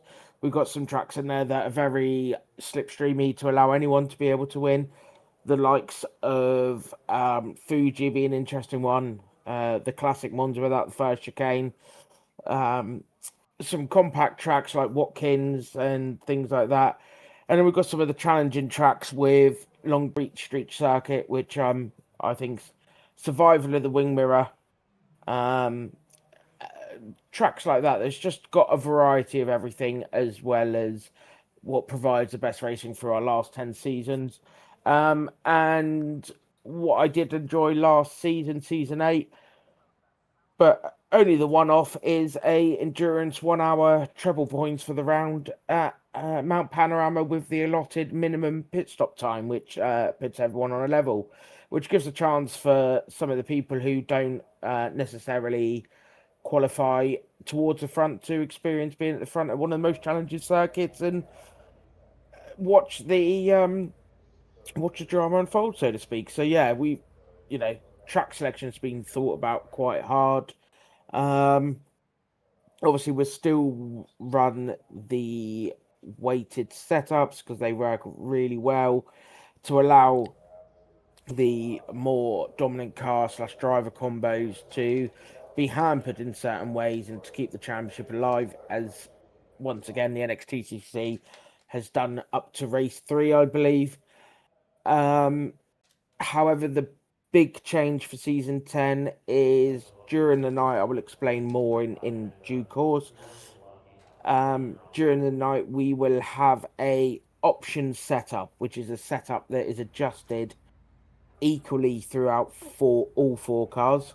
So it may be a slight 1 click lower rear wing, a couple of degrees rear camber for more stability, and maybe a slightly open preload 1 click or something like that. We're working hard to get a setup that works for all 4 cars equally, which means that setup will be ran during the night at one allotted race, which we can check, similar to the real life touring cars with regards to option tyres. Obviously, we can't simulate that, but we can let a setup do between 4 and 7 tenths per lap quicker, which should, over with a more aggressive camber, should be quick for the first half / 3/4 of the race, but fizzle out a little bit as the race progresses. So yeah, we're trying to add more, think outside the box, and I believe the option setup is the way to go. Oh, indeed. Plenty to look forward to there, no doubt about it, like you say, Jamie. And I mean, a brilliant schedule, and we're bringing back a whole variety of circuits around the globe, plus also the return of the 1 hour endurance race, which I always get thoughts of. I don't know about you, but from the Super Touring era, when they used to have the longer races, and of course, perhaps the most infamous one being Matt Neal taking the first ever independence victory, where he managed to essentially take the £250,000 check off of Alan Gow. But it adds a little bit of variety, like you say, and lets the little guys come on through. Oh, 100%. The endurance races, touring cars are a very sprint formatted car. However, to drive them for 20 minutes at 110% is doable. To drive them like that for an hour, it takes a bit more methodical around it. The only thing we're missing from those super touring days is the £250,000 check. But I mean, if that's on offer, I'll be happy with that. Oh, goodness me. Well, Jamie, of course, we've got that to talk about. What we've also got to talk about, of course, is the fact that alongside the NXTCC, we're bringing back one of our classic series that we haven't run, I believe, in the best part of a year and a half, if not 2 years now, and that is the Mazda MX-5s. Yeah, so obviously there's a bit of a gap for everyone to recharge and to revitalize after a hard season 9, season 10. So we thought, what's the best way of feeding people into it and keeping them entertained on a Tuesday night? So obviously, going forth is the MX5 Cup. So similar to the touring cars, evenly balanced cars, close racing, close quarter racing, bump drafting, the cutbacks, everything you want from a touring car. However, in a road going car, and also it being rear wheel drive. Slightly different format with regards to two 15-minute races. Race 2 is a top 15 reverse, and race 3 is a 25-minute race, so slightly longer. Let the tyres degrade a little bit, but that's a full reverse grid just for even more carnage. I mean, great racing. Well, you can't have great racing without some carnage. That's the certainty. But still, plenty to look forward to there. And in terms of the circuits we're going to for that one, I mean, we're going to be going to shorter circuits by comparison with what we'd see in the NXTCC. But there's also, in fact, I say shorter circuits. Mark my words. There we've got a couple of short circuits, but also we've got some incredibly long ones there. We've got Mazda with no chicane, Monza with no first chicane in the Mazdas. That's going to be brilliant. Yeah, so again, it's the slipstream type of racing, which Legends and Mazdas are alike. It just allows people to understand, especially around Monza, without that first chicane. I think going into Curva Grande, flat out in any car, knowing whether you've got the grip or the front end push being in dirty air, it's exhilarating. Most of the drivers like it. It's the unpredictability and the unknown. Plus, you've got a massive gravel trap on drivers left at Curva Grande, which just gives you a chance to push that extra little bit. So it's good spectacle for the viewers and also great racing for the drivers. Well, a fantastic spectacle, no doubt about it. But with that, Jamie, of course, plenty to look forward to next year in the NXTCC with Season 10. The MX-5's upcoming as well. There's plenty to look forward to there. And, well, with that, it's been an absolute pleasure having you join me in the commentary booth to talk a little bit about it. But I think with that, we better get set for some interviews. Just before we do let you go, however, because I'm sure you want to get away from that Elantra and probably send it to the scrap heap by the sounds of things. Are there any last words you'd like to say to our audience? Yeah, obviously, just everyone keep tuned in. We have got stuff coming. We're trying to turn it around quick because we know we've got a good viewer base and everything. We're always trying to look for the next bit of racing. Anyone wants to join the QR codes, which are on the start of the stream now. I see a few comments. And if anyone wants a one careful owner Elantra for sale, let me know. It's in mint condition. Oh, goodness me. Well, Jamie, it's been an absolute pleasure. Thank you for your time this evening. And whilst it may not have been your season, to be fair, you'll always remain in the hearts as at least a 2-time NXTCC champion. And we look forward to you rebounding come season 10 at the start of 2026. Oh, 100%. They'll be practicing there, Paul. Oh, fantastic. Well, Jamie, we'll leave you to it. Thank you for joining me, and we'll catch you again next time. Cheers, Paul. See you later. Thank you. Well, ladies and gentlemen, we heard there from Jamie Doble with regards to the upcoming Season 10 and also the MX-5s that are coming as the intervening season, which will be running from October all the way through to December, whereas as we can see with the calendar on screen, we are going to be kicking off Season 10 of the NXTCC on the 13th of January. Now, what we're going to do, our interviews are just around the corner, so what we're going to do is keep this up on screen, bear with us, and we'll be getting our first interview underway very shortly. So therefore, we've not got too long to wait. And, well, it's going to be an exciting one to kick off with, so we're going to be hearing from someone we haven't heard from in a long time, or at least on our end, not at all this season, and somebody who's had a very good day of racing.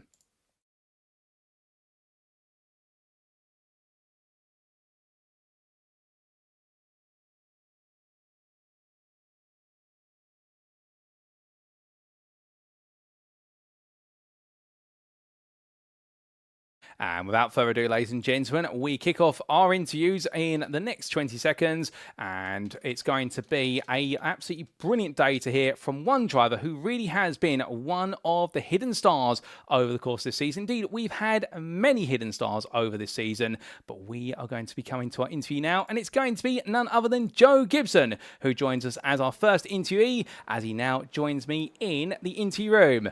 Good evening to you, Joe. What a round from yourself today. What a way to wrap up the season. 2 second places in the Blue Pram class after a 6th place in the first race of the day. I bet you can't believe it. No, it's been a good night. Eventually, had a bit of fun the last 2 races after a bit of a elbows out start in race 1, but bringing it home in 3rd place, I'm really happy for Goldwing Motorsport. The boys were egging me on in the last race to push, but I thought, oh, I've wrapped it up and I could just drive and enjoy it. So yeah, it was all good in the end. Oh, fantastic. Well, brilliant way to end the season. I mean, were you feeling confident coming into this round at the Brands Hatch Grand Prix circuit, or did you feel as though it's going to be a bit of an uphill battle? I knew Phil was chasing me down I know he finished in 4th, but he was very strong this time out. And I knew Dylan and Mike were pretty far ahead, so it was a case of just hold my own, think about what I was going to do, and get the points in, really. And I knew if I finished solidly, I'd be fine. I see. So really looking to the points and making sure, focusing on only your results. And that qualifying performance of 30th overall, 5th in class, was that where you expected to be, or was that a little bit of a shock because of how close it was in qualifying? I think the top 27 separated by less than a second. It's always close. I haven't practiced as much as maybe I should have done. Commitments do get in the way sometimes, but no, I tried in that hour at least to try and get a good enough lap together to be competitive. And at the end of the day, it got me where I needed to be, and I always tend to race better. So yeah, it worked out. Big congratulations to Dylan and Mike. Really good season for them. Dylan definitely had a good, strong. I'd say strong mid to end of his season, and Mike was constant throughout. I think he missed a 1 or 2, which would have made a difference, but it's nice to be up there with the guys. Oh, 100%. I mean, you definitely deserve that accolade of being the 3rd place finisher in the Blue Prime Championship, in an incredibly close one as well. And I can hear it in your voice, the exhaustion that's come over you a little bit as a result of your performances. So I won't keep you too much longer because you've earned the rest. But I do have to ask, can we expect you back on the grid for Season 10 of the NXTCC, given your performances today? I think so. Yeah, yeah, I mean, the guys have taken me on board at Goldwing, and I would hope they'd have me back for next time, and I'd do my best again. Oh, fantastic. Well, we would definitely love to see you come back again in Season 10, and we'll hold you to that where we can. But with that in mind, just before we do let you go, Joe, is there anybody you'd like to give a shout-out or a thank you to live on the broadcast this evening? I'd like to, firstly, my wife, actually, for letting me sit in the old sweat pit of the sim rig for a few hours at a time every week. My boy, I'll put this one out there, I'll devote it to my little boy. He's 2, just turned 2, so that's for him, this one. And obviously Goldwing for having me on the team. Oh, brilliant. And NXTGEN Racing for hosting this championship. It's been brilliant. Oh, that's absolutely fair, Joe, and that's so sweet to give the shout-out both to your wife but also to your little one there, and I'm sure when he looks back at that, when he's watching it now all 30, when he does get a little bit older, he'll be very proud of Dad, no doubt about it. It's been a pleasure having you join me for an interview this evening. Congratulations on 3rd place in the Blue Prime Championship, a deserved result.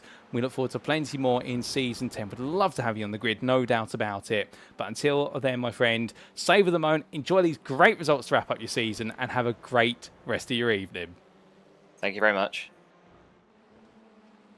So hearing there from Joseph Gibson, ladies and gentlemen, or Joe to friends and drivers up and down the paddock. Very proud of his achievements today, no doubt about it. And talking about there the fact that his goal, first and foremost, was to make sure that he brought home that 3rd place in the Blue Prime Championship. But the problem was he had a very fast-charging driver in the form of Phil McDougall, who had already made it 3 wins on the bounce in the Blue Prime class at Silverstone National and was on course today to make it another 3 based on the qualifying.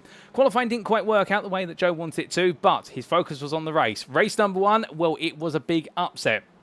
But pushed along and encouraged by his Goldwyn Motorsport teammates, and I can imagine that he definitely would have had the likes of Sam Van Olst and Duncan Rye shouting in his ear, keep it up, Joe, don't give up, because they are very supportive as a team of drivers. Well, and then he got his head back down and brought home a 2nd place in race number 2, a miraculous 2nd place, and then did it once again in race number 3, and a phenomenal way to wrap it up and guarantee that 2nd place, and not that 2nd place, that 3rd place in the Blue Prime Championship. And we're very proud, giving the shout out there to his missus and also to his little boy. And well, we do very much hope we'll see him on the grid in Season 10, because he's definitely put on some stellar results, and well, we'd love to see him out there once again. But ladies and gentlemen, with that, we're now going to come to our 2nd interview, and we've got more interviews coming up beyond that as well. We'll be back very shortly.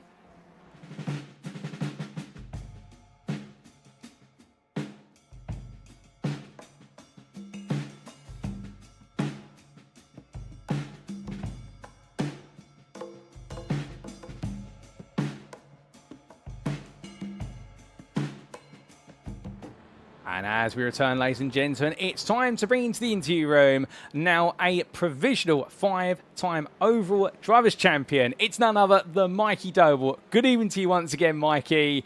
How does it feel now to have finally got over the hurdle of putting the 5th title in your hands? Because you've been pushed the whole distance this season, and even tonight, you weren't going to be given an easy run of it. Yeah, no, absolutely. No, thank you very much. It's been a tough season. It's been really fun. Some excellent racing.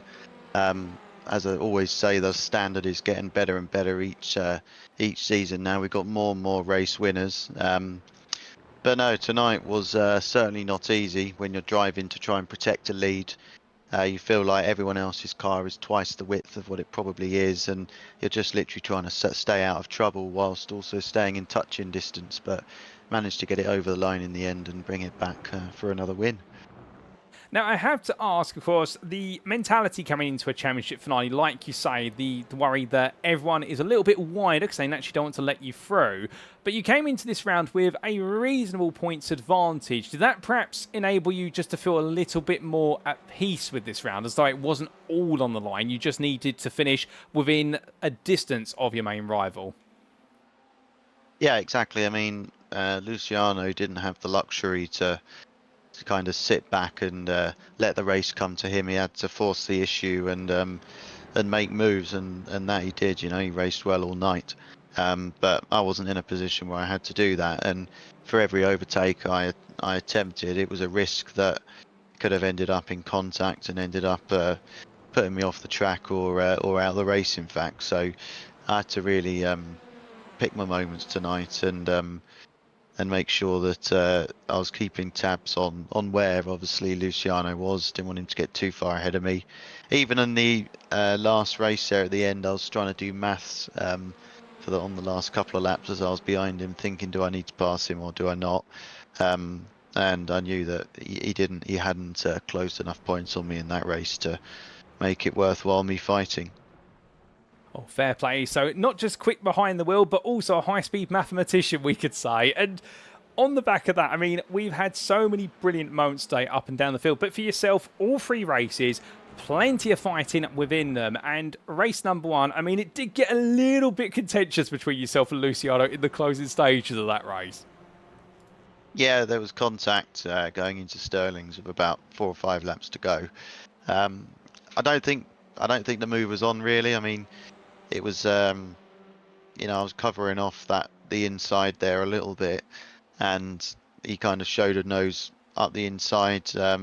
Wasn't really an overlap there, but obviously tapped my left rear as I was turning into the corner, and that sent me into a half spin. So in the end, no harm, no foul. I mean, I brung it home there in fourth. I mean, obviously, if I'd have lost the championship by a point or two and it come down to that, then I might have had to get the stewards to have a look at it. But at the end of the day, it was just hard fought touring car racing, so we can forget about that one. Oh, indeed. Well, one to look beyond there, but like you say, hard and fast touring car racing. And race 2, much of the same there, albeit this time bringing home a third place, whereas your rival took the win. But we got to see you go battling with another rival you've had plenty of fights with over previous seasons, Wojciech Swierdajc, albeit you gained the upper hand this time. Yeah, I mean, there was a little bit of a weight discrepancy between the two cars. I mean, Wodge was carrying the most amount of success ballast after race 2, and I was there with 4th place ballast on, so I was naturally going to be quicker. But yeah, he was making it very, very difficult for me to get past him. I don't know if maybe he was undercover teammates with Luciano tonight or something, but it certainly felt like it at certain points of the evening. So yeah, it was a tough race 2, and obviously again, I don't want to do something that's going to potentially take me out of the race. So I could have maybe gone for a bolder move on Wodge, maybe around the outside somewhere. But again, I don't know what frame of mind he's in, whether he's going to throw it all on the line and risk putting me out the race. So I had to take an element of caution with that. But obviously managed to get past him, but by the time I did, the gap was a little bit too far to bridge, although I was closing down there at the end and set the fastest lap on the last lap, which obviously was another valuable point. Or indeed, a valuable point right at the end of race number 2. And then race number 3, I mean, a top 21 reverse grid. We couldn't have asked for a much higher number other than 22nd or 23rd. But a classic tear through the field from yourself, and we saw Luciano try to come with you all the way through it, and the two of you were fighting with each other as much as you have every driver through. But an old classic race to end the season in a way. Yeah, it was a classic Brands Hatch end of season dim light race 3 touring car race, really. Again, it was a terrifying race going through the field, in fact, because obviously you've got all these people around you, people ahead of me that have not been racing all night, so I don't know what their pace is and how they're racing. And yeah, it was a job to try and pick my way through the pack with Luciano right on my tail. And obviously again managing the risk as I'm coming through the pack. At one point I did get put out of position a little bit, and Witvoet did get by me, so it wasn't the end of the world. So I thought I'd tag onto his tail, and had another job trying to get past one of the Semper Racing cars mid-race there, which was proving difficult again. And then yeah, we had a right old ding dong towards the end of the race. Managed to pass Luciano again at one point, and then I think he got back by me with a couple of laps to go. But again, it wasn't worth forcing the issue and running side by side through some of the high speed stuff out the back. So settling for a 6th place and on his bumper was good enough. Well, more than good enough to give you the championship then. Provisionally, of course, until all stewards' investigations are conducted. But with that in mind, I mean, it must have felt like a big sigh of relief to cross that finish line and think, right, that's a 5th title now in your hands. And then you just got to do the casual work this weekend, of course, with the Independence Trophy at the BTCC. Yeah, I mean, I don't quite have the luxury this weekend to just sit back and let everyone else do the hard work, let the races come to me. I've got to be the aggressor in this one, so the shoe's on the other foot. So yeah, I'll quite enjoy going out there in a car that we're struggling with, it's fair to say, against a couple of cars that are flying at the moment. But yeah, anything can happen. Obviously 3 races, different tyres, maybe a bit of weather thrown in the mix. So yeah, we'll be giving it 110% as always. Oh, brilliant. And well, I'm sure many will be tuning in to see how that all unfolds and will be cheering you on. I definitely will be as well. And we're looking forward to see how that all plays out. And it's incredible how you balance both the sim racing and also real life racing hand in hand and do so well in both. But as we look ahead, of course, to next year, as we had the announcement only moments ago regarding Season 10, can we expect you to be back on the grid once again, looking to defend your title and go for a 6th crown in the NXTCC? Yeah, for sure. As always, we're not gonna be going anywhere anytime soon. Yeah, obviously you've got a bit of a gap now before the next touring car league starts. I think I noticed that round 1 is actually on Joseph's on his birthday, so we'll see if we get the permission to run that race, or whether there's any other sort of plans or whatever, or what he wants to do. But I might have to ditch those plans and join the NXTCC. We'll see. But either way, we'll be there in some form throughout the season, hopefully with 3 of us all challenging for the title. Oh, brilliant. Well, that'd be absolutely fantastic to see, and we definitely look forward to it, although I appreciate the logistics around Joe's birthday for that season opener, but we'll see if you can make it to the grid for that one. But just before we do let you go, Mikey, just a quick word on Doble Sim Racing, because I believe we're still waiting for the final Teams Championship points, but a very strong season for yourselves, and I believe you guys may have taken the crown at long last. It's only taken you 6 seasons to steal it away from Next Gen Pink, if so. Yeah, I mean, kind of lost track a little bit of the team standings for this season, but I can't see if we haven't won it this season, then I don't think we ever will, because we definitely put an insurmountable challenge forward, with Isaac hot on my heels all season and Joseph popping in some podiums here and there as well. So yeah, we'll see. Wait for the final results to be published there. I'm sure that the spreadsheet mathematicians are steaming away there to try and get that sorted out. But yeah, nonetheless, we've got the Drivers' Championship wrapped up, and hopefully we'll see that we've done the teams as well. Oh, brilliant. Well, we look forward to seeing whether that is the case and whether the stranglehold that Next Gen Pink's had for so long is finally broken. And just finally, of course, as always, is there anyone you'd like to give a shout out or a thank you to live on the broadcast? Yeah, certainly. I'll give a big thanks to Jamie and all of the Next Gen admin for persisting with this league and keep going from strength to strength. Obviously, 9 seasons is a lot of racing in a relatively short space of time, and you know, they've kept plugging away and kept finding ways to make it better and listening to the community and seeing what people want out of the league. So it's a real pleasure to be a part of, and I can see that it's certainly establishing itself in the community as the touring car league to race in. To yourself, as always, for fantastic broadcasts and really exciting commentary. I know that all of our lot very much enjoy tuning in on a Tuesday night and watching the show, and to all my family and any friends and work colleagues that have stuck with us and enjoyed watching NXTCC Season 9. Well, Mikey, it's been an absolute pleasure to have you join me in the interview room this evening. Congratulations once again on becoming our Orange Lobby overall champion, a 5-time champion now. And we look forward to very much seeing you back on the grid for Season 6. Well, not Season 6, goodness me, I'm getting ahead of myself. Season 10 in the start of the next year. But until then, appreciate you've got to get your head down and now get ready to battle for the Independence Championship in the BTCC. We wish you all the best of luck with that. And ladies and gentlemen, if you haven't decided to tune into it, make sure you reserve your Sunday to see whether this man can bring on home that Independence crown in the PowerMax Racing Cupra. Mikey will be cheering you on every step of the way. But until then, have a great rest of your evening. Thank you very much. Have a good one. So here and there, ladies and gentlemen, from Mikey Doble for Doble Sim Racing.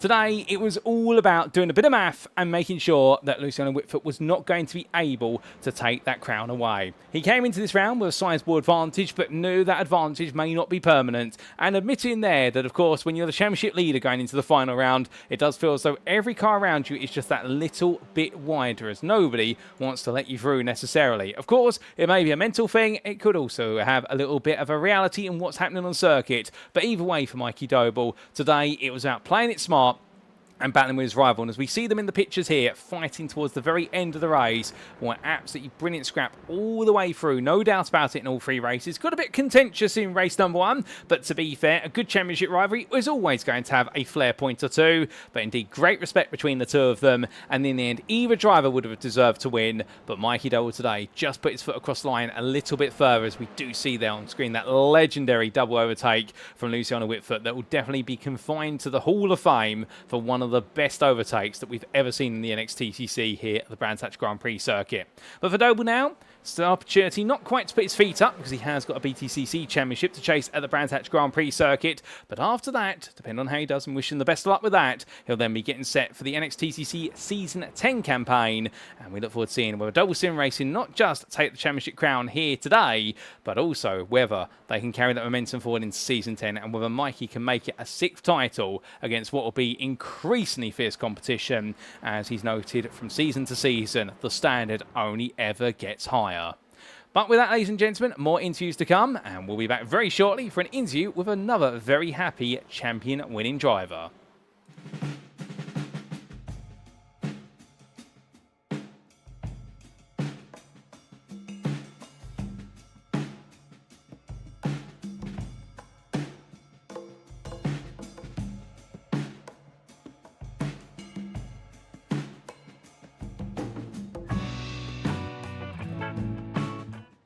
So as we return, ladies and gentlemen, we now come to our Pro-Am champion in the blue. It is none other than Dylan Hunter, who joins me now. Dylan, you've done it. A stressful end to the season, not the way I think anybody envisioned it was going to play out today, but you are finally our Season 9 Blue Lobby Pro-Am champion. How do you feel, good sir? I feel great about that, but I don't feel great about the final lap. Kind of. I didn't mean to get into Mike. I was kind of hoping to race him to the end and make it a good run. Oh, indeed. A bit of a gutting way to end the season, but these things happen under the most fierce of pressure, to be fair. And, well, beyond that, talking a bit more about the positives, coming into this round, sizable championship lead. You mentioned at Silverstone only a couple of weeks ago the fact that you knew you had the advantage, but you weren't going to take your foot off the gas. 4th place in qualifying. Did that feel about right, or was there a lot left on the table? I felt like there was a lot left on the table. I just could not get the car to settle down with the P1 weights in there. But yeah, I tried pushing it as hard as I could to get a better lap there. I knew I had it in it, but just could not figure out the car. Well, couldn't quite figure out the car for the circuit and the weight as well, but going into what was race number 1 then, it was all going to be a bit of an uphill battle. But I guess one question to ask you, did it feel a little bit easier knowing that, well, Phil McDougall, meanwhile, had put himself on pole practically inside the top 10. So really, for Mike Barber and yourself, it was about who would finish second in the race and score less points. Yeah, I knew I had to stay close to Mike, if not get in front of him. I was just doing the math. I would have to take last all 3 races, and he would have to win all 3 with the extra points to, I think, tie or beat me. But I was just trying to stay as close as I could all 3 races. Well, trying to stay as close as you could to Mike. We saw that in race number 1 work out quite nicely for yourself, albeit some brilliant battles. But race number 2, meanwhile, I mean, that must have felt like an absolute gut punch, the way that race went from good to suddenly all backwards and finishing 44th. Yeah, I can't really blame anyone for that one. Unfortunately, Lewis had a bad incident and was blinking the whole way, but watching it from my point of view, I was didn't know where to go because he was blinking on one side of the racetrack to the other, back to the other, and I was just trying to guess where a clean spot would be and not to get taken out, but I guessed wrong. Well, an incorrect guess cost you, but to be fair, you had one more shot at a bit of redemption, and until the unfortunate incident in race number 3, we got to see a classic scrap between yourself and a good number of your prime rivals, including Mike Barber. I mean, that must have felt a lot more comfortable. It must have felt as though, you know what, I can get my teeth into this. This is what I race for. Oh yeah, the last race was fun. Had a decent start, and then just slowly picking them off, and then racing Mike for would have to say over half that race, just catching up, losing him a little bit, catching back up. Until again last lap I spun him. I was hoping to wait for him and got rear-ended. I was hoping for him to get going, and I was gonna give him the spot back, but it's unfortunate. Everyone did great racing. All the Pro-Am guys did phenomenal. It was fun racing all of them. Oh, indeed. Well, it's definitely been a fun season. We've watched it from the sidelines here in the booth and seen you enjoying yourself out there. But in finally taking that crown, I mean, when you look back, I remember when you first joined us on the grid, I want to say it was season 6 where you joined midway through a season and competed in a good number of rounds. To go from that and evolve over seasons 7 and 8 and now be a Pro-Am champion, I mean, does it feel unreal, or does it feel as though this is the culmination of all the hard work you've been putting in? It feels really unreal because it wasn't even season 6. I joined in season 8 halfway through and was there and just kind of worked my way through it, and felt that I was finding pace and starting to really like these cars and drove them a lot more. And yeah, I didn't think I was going to be on pace to be Pro-Am at all, and now being Pro-Am champ is something else. Oh, indeed. But I have to ask, as all champions normally do have to, will you be back in season 10 to potentially defend your crown? I will not, unfortunately. My son is due mid to late December, so I need to take time for that. And then if the schedule works out, maybe I can hop into later bits of season 10, but that's absolutely fair, Dylan, to be fair. And, well, on the behalf of everyone at NXTGEN, I'm sure everyone who's still tuning in would love to say we do give you a little bit of a preparatory congratulations for the upcoming arrival of your youngster. And we do hope everything goes smoothly for yourself, the little one, and also your missus. And know that if you ever do come back to the grid midway through season 10, we'd be more than happy to have you, because you've been an absolute star. And just before I do let you go, is there anybody you'd like to give a shout out or a thank you to on the broadcast? yeah, my wife, my parents, P1 Sims, Adapt Sim Racing, Nordy Designs, you, Paul, everyone at NXTGEN for putting this on. You guys did phenomenal. Loved the streams. Loved watching them back. It was good fun. Well, with that, Dylan, we'll leave it there. Thank you very much for joining me in the interview room, and congratulations once again on taking the Pro-Am Blue Championship crown. A phenomenal result for a phenomenal driver. And, well, until the next time we see you on circuit, all the best in your future family endeavours, and have a great rest of your evening. You too. So here and there, ladies and gentlemen, from I think an absolutely exhausted Dylan Hunter. I think he's thrown everything at this round and this whole season to bring this crown home. And understandably there, I think feeling a little bit of guilt, as we have seen some messages go back and forth between himself and also Mike Barber. And, well, both of them there, I think, completely agreeing. What happened in the final race on the penultimate lap with that contact, well, it was one of those racing incidents and no malice was meant there. And we even see Mike Barber of Mike Bar 2011 in the YouTube chat saying well done to Dylan there. There's no hard feelings. And, well, I can imagine both drivers there, well, if they were in person together, they'd be shaking hands over it, because they've definitely delivered a phenomenal title fight. It all came down in the end to fine margins, and, well, for Dylan Hunter, the one thing that definitely has made him a champion in the Prime Blue category is he's never given up. No matter how bad things have got in a given race night, he has always bounced back, and we saw that of what was at the likes of Silverstone International, and also, of course, last time out at Silverstone National, and here today as well. When other drivers would quit when it all goes wrong, he's never quit. He stayed in it to win it, and that really has been his one ace in the hole versus his rival. And Mike Barber, to be fair, has been of the same mentality, but it's with that absolute stubbornness not to give in that Dylan Hunter for Adapt Sim Racing has been your champion, and credit where it's due to Mike Barber to keep him honest all the way to the final laps of the final race. That goes to show you what a rivalry they've had. But ladies and gentlemen, we've got one more interview to come, and well, who is it going to be? We're going to find out very shortly as we return for our final interview of the season.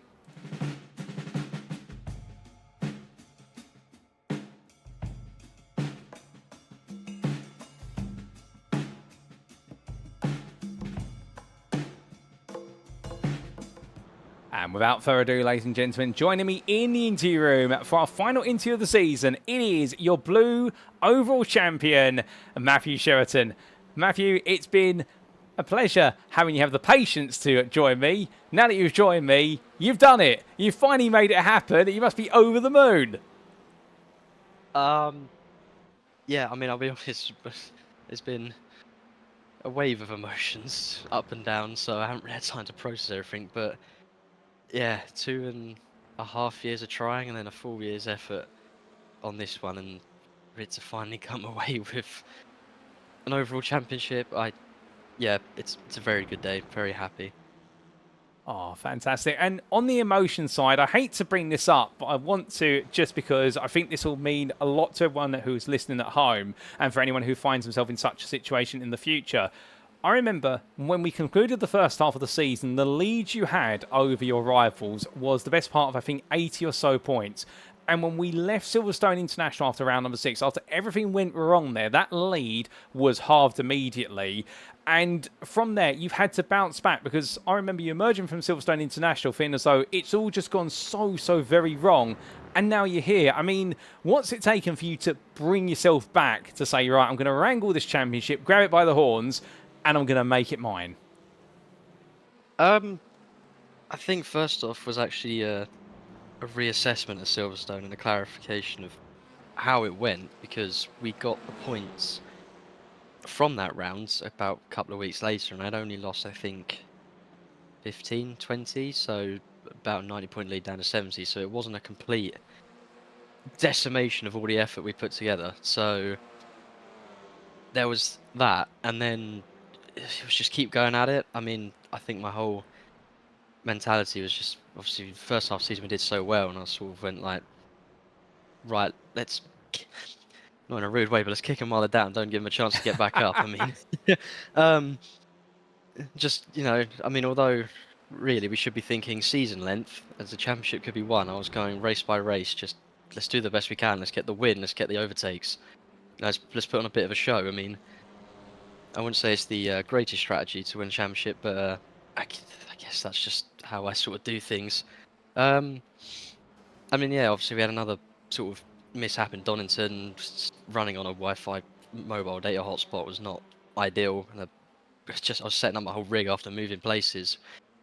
Shouldn't have really driven, to be fair. So it was another setback. But then just to have Knock Hill, Silverstone, there's probably another round I'm missing as well there. Just to have, you know, podiums, wins, just to keep the streak going. Yeah, to then come here, have a lead, just drive the car, finish the races, get the points. Yeah, so it was a difficult at first, Silverstone, but then we bounced back pretty good. Oh, indeed you did. Some phenomenal results after that. And speaking of bouncing back today, I mean, this has really been the culmination this round. Wayne Douglas on a bit of a planet of his own right at the front of the field for the majority of the distance. But for yourself, a great qualifying performance, putting yourself right up towards the front of the blue cars overall with that 24th place start.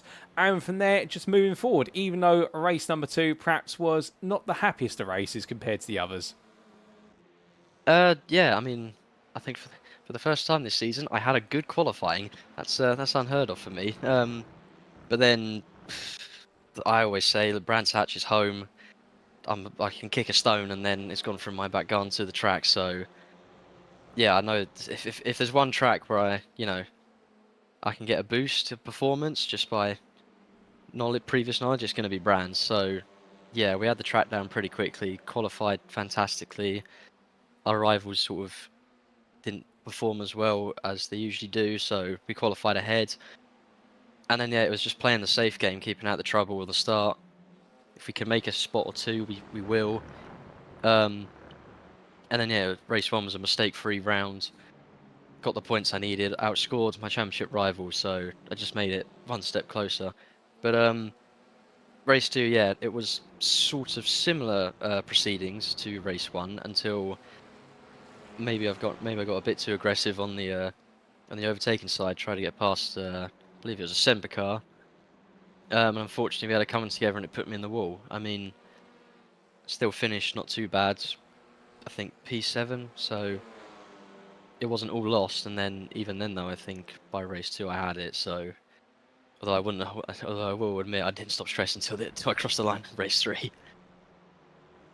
Oh, understandable. And I mean, race 3, even though you could take your foot off the gas, you didn't. But in race number 3, you delivered a bit of a classic drive there from 23rd overall to 19th, enjoying some great battles along the way and fighting your way past some of your rivals. I mean, that's the Matthew Cheverton we've come to know and love, one who gets his elbows out and doesn't stop until that final checkered flag.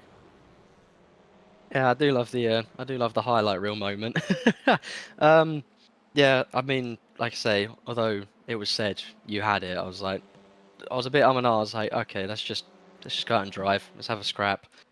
And well, we did a pretty hefty one, to be fair. I think I got bullied off the track a couple of times, and then, but even so, it was good racing. Made a few sort of classic heavy braking moves that went right this time, so happy about that. But yeah, I think the final round was just enjoying it, having a good race, just having a bit of fun, and then coming across the line, having an extremely long cooldown laps just to process everything, and then just burning it down on the start finish straight at the end of it.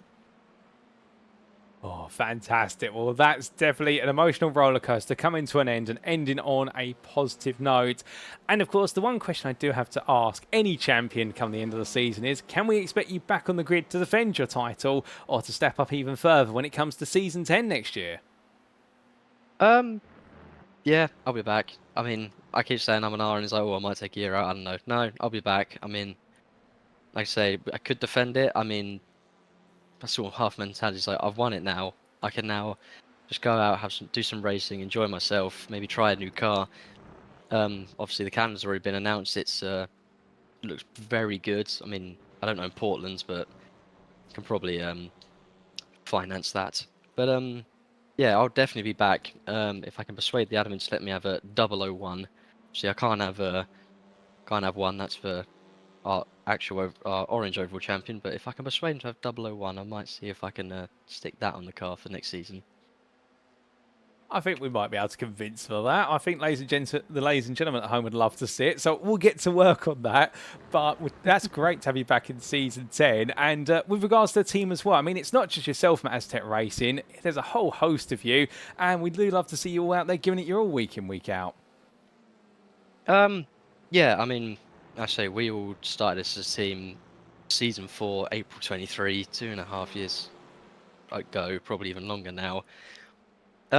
Yeah, it's been a journey. It's been up and down. We've had great results, terrible ones. We've either had outright wins, strong class podiums, or, you know, we've all been in a wall hating things. Hey, yeah, just for this season to finally bring it all together to get at least one championship. I mean, wish we had 2 with Lewis. Just unfortunate technical difficulties for him. So, you know, wish we could have 2. And I mean, so it's really unfortunate for him. But yeah, as a team, we just got strides and strides and strides. Numbers are always interesting. I think the common theme is we usually start with like 6, 7, and then seem to whittle our way down to maybe 2 or 3. But yeah, we're just, like I say, a strong team coming on strides, and just we're always getting better and better. And like I say, we've been here long enough now. We love the series. We love you lot, the guys who put it on, make it the show it is. So yeah, I think I don't know whether people will like or hate to hear this statement, but we're here to stay, definitely. Oh, fantastic. That's great to hear for yourself and the Aztec Racing team. And just as we get ready to let you go and have a bit of a breather, is there anybody you'd like to give a shout out or a thank you to live on the broadcast? Yeah, so obviously shout out to our team, Aztec, and our supporting sponsors, Claremont Consulting and RSR Sport Classic, for their continued support over the years. Obviously, I think they've been present on our cards every season, so I say to finally walk away with the big one is, I think, good service to them and their support. And thank you to my family who are watching today. I've received a few messages for the victory, so I never know how many or who's watching. So yeah, big thank you to them and all their kind words afterwards. Oh, fantastic. It was great to hear all the family's been behind you as well all the way through the evening. You're a deserved champion, Matthew. There's no question about it. Well done on becoming our blue champion for Season 9 and indeed finally making that dream you've been chasing for the best part of 2.5 years become a reality. We look forward to seeing yourself and the Aztec Racing team back on the grid in Season 10 at the start of 2026. But with that, my friend, take it easy, rest up. You've earned it the hard way, and we will see you again on the grid in the near future. Thank you very much. Have a good evening.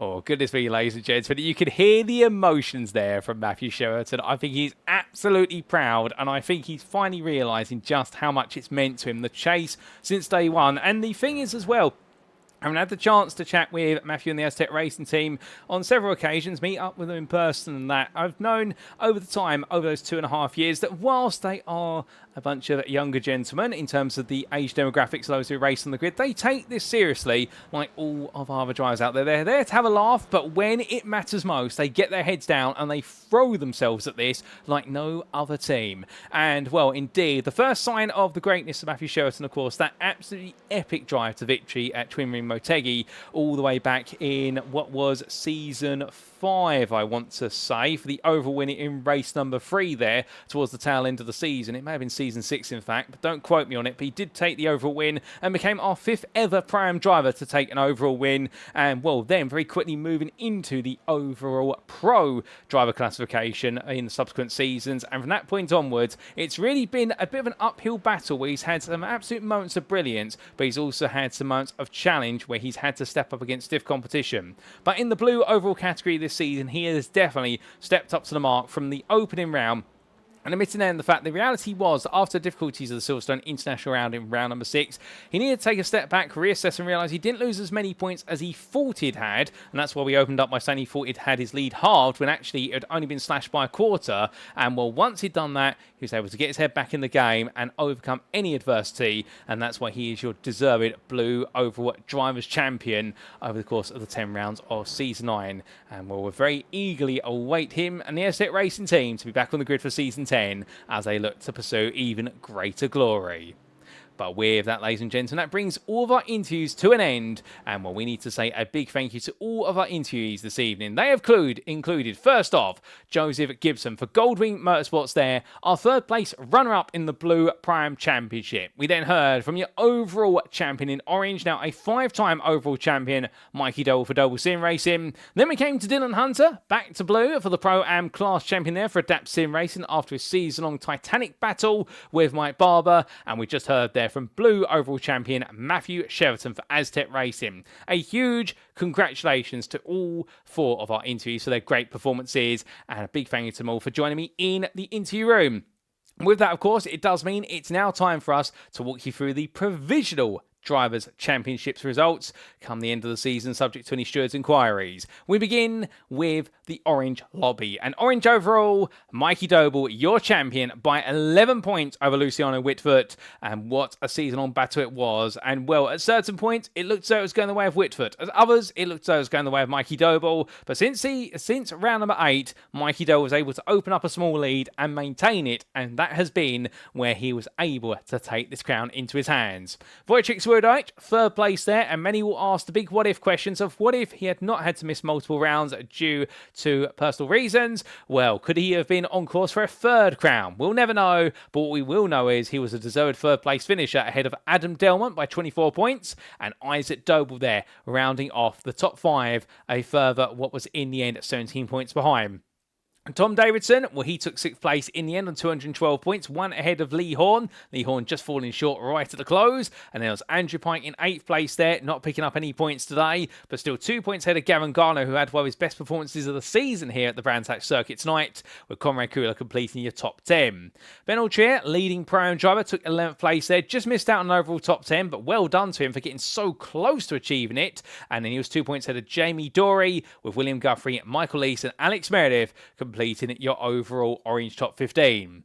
As for the Orange Pro-Am standings, Ben Altrier, your champion provisionally on 417 points to 395 of Michael Lees. An absolutely splendid effort from him, and a deserved champion at that. And Michael Lees, to be fair, one of a huge number of drivers who picked up wins this season and kept Altrier honest. But the difference is, when it mattered most, the Full Tilt Motorsport with boosted motorsport driver just stayed ahead of the competition for his consistency, if not the number of wins. Lees was one of them. Addy was another. Lewis Delmont was fourth there, was a third driver. Nick Clibbins as well. Kieran Smart, Alan McCain, Reese Watt, all of that top 8 were all championship contenders at different points over the course of the season. But the difference was where Lease all the way through to Watt stole points off each other, Ben Altrier picked up the lion's share and was a bit greedy with it all the way through to the end. Sam Van Ols took 9th place on 287 points there. The Goldwing Motorsports driver coming through strong in the second half of the season. Head of Stuart Wynis, who missed multiple rounds due to personal circumstances, but well done to him on finishing 10th.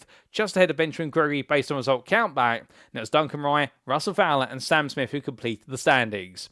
Coming to the Orange AMs, Marcel Fritz, your deserved champion for this season, making it 2 AM championships now, because of course he was your season 7 champion, if my memory serves me correctly. But a brilliant effort from him on 559 points to the 451 of Mark Sykes, confirmed your runner-up ahead of Matthew Jordan. And it was Jonathan Collins, Sam Bradley, Craig Tillotson and Cal Murray who completed the Orange AM standings.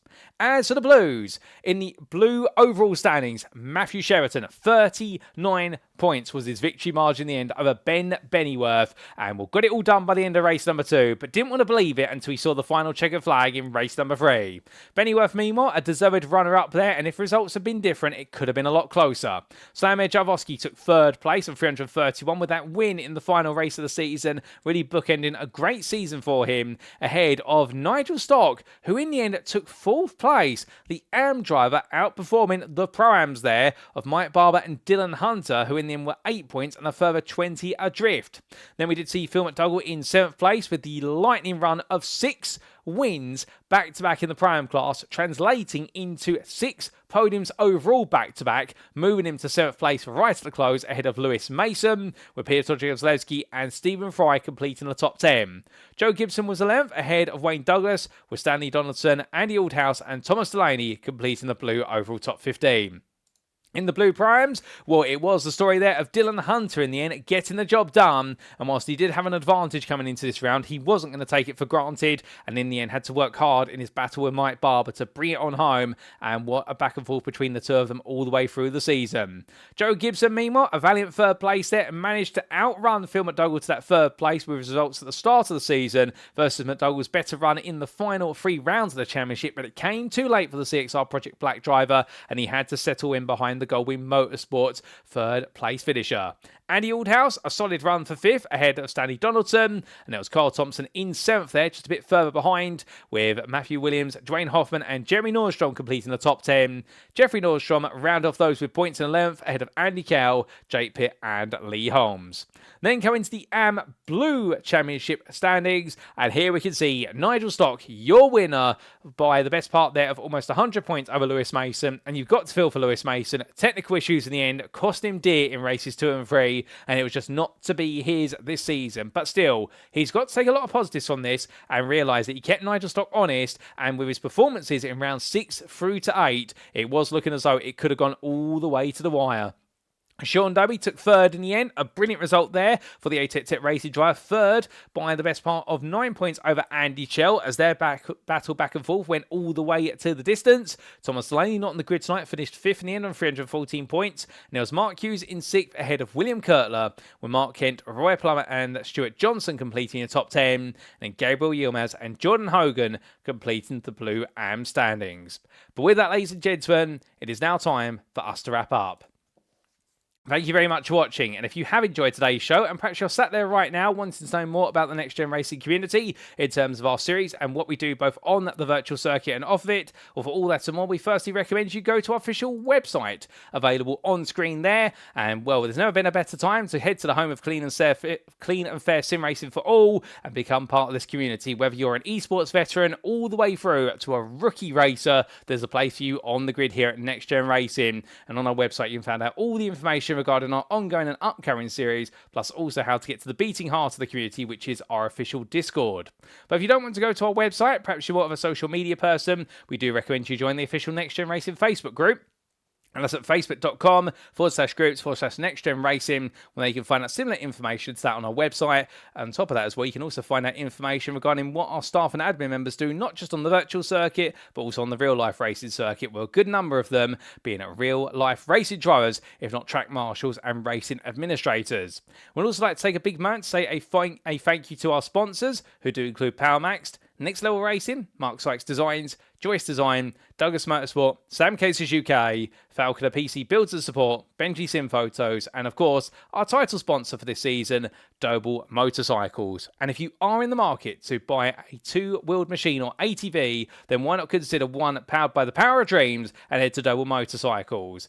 The leading UK's motorcycle dealer for Honda machinery, you will not find a better place to be in pole position to get your hands on the machine of dreams. And indeed, don't just take our word for it, because of the rich racing history of the Doble family, which extends through multiple generations, including currently, of course, Mikey Doble chasing glory in the BTCC, you'll be certain that you'll receive excellent customer service from lights out to checker flag.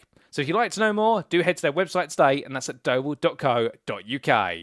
But with that, ladies and gentlemen, that is the conclusion of Season 9 of the NXTCC, but don't fret, as we mentioned earlier on, as Jamie Dory walked us through it, we'll be back for Season 10, and that will all begin once again on Tuesday, the 13th of January, 2026, and well, ladies and gentlemen, I can tell you one thing, if this season is anything to go by Season 9, well, the ante has been risen each and every season, it has reached a crescendo in Season 9, and how much higher can we really go in Season 10? Well, as we do look to our schedule there once again, well, we can only expect even more incredible racing to play out, and we return to an international calendar. We see the revival of a 1 hour endurance round as well. There'll be plenty of variety at classic and modern circuits out there. It'll be touring car racing at its finest, and we would love to see you on the grid, there's no doubt about it. And if you're sat there right now wanting to potentially be on the grid, well, for all that and more, you don't need to have a particular iRating, you don't need to have a particular status, just join the official Next Gen Racing Discord, and when sign-ups come out, make sure you get your name in and get your payment in, and you can be on the grid for NXTCC Season 10 and do battle for the very best in touring car racing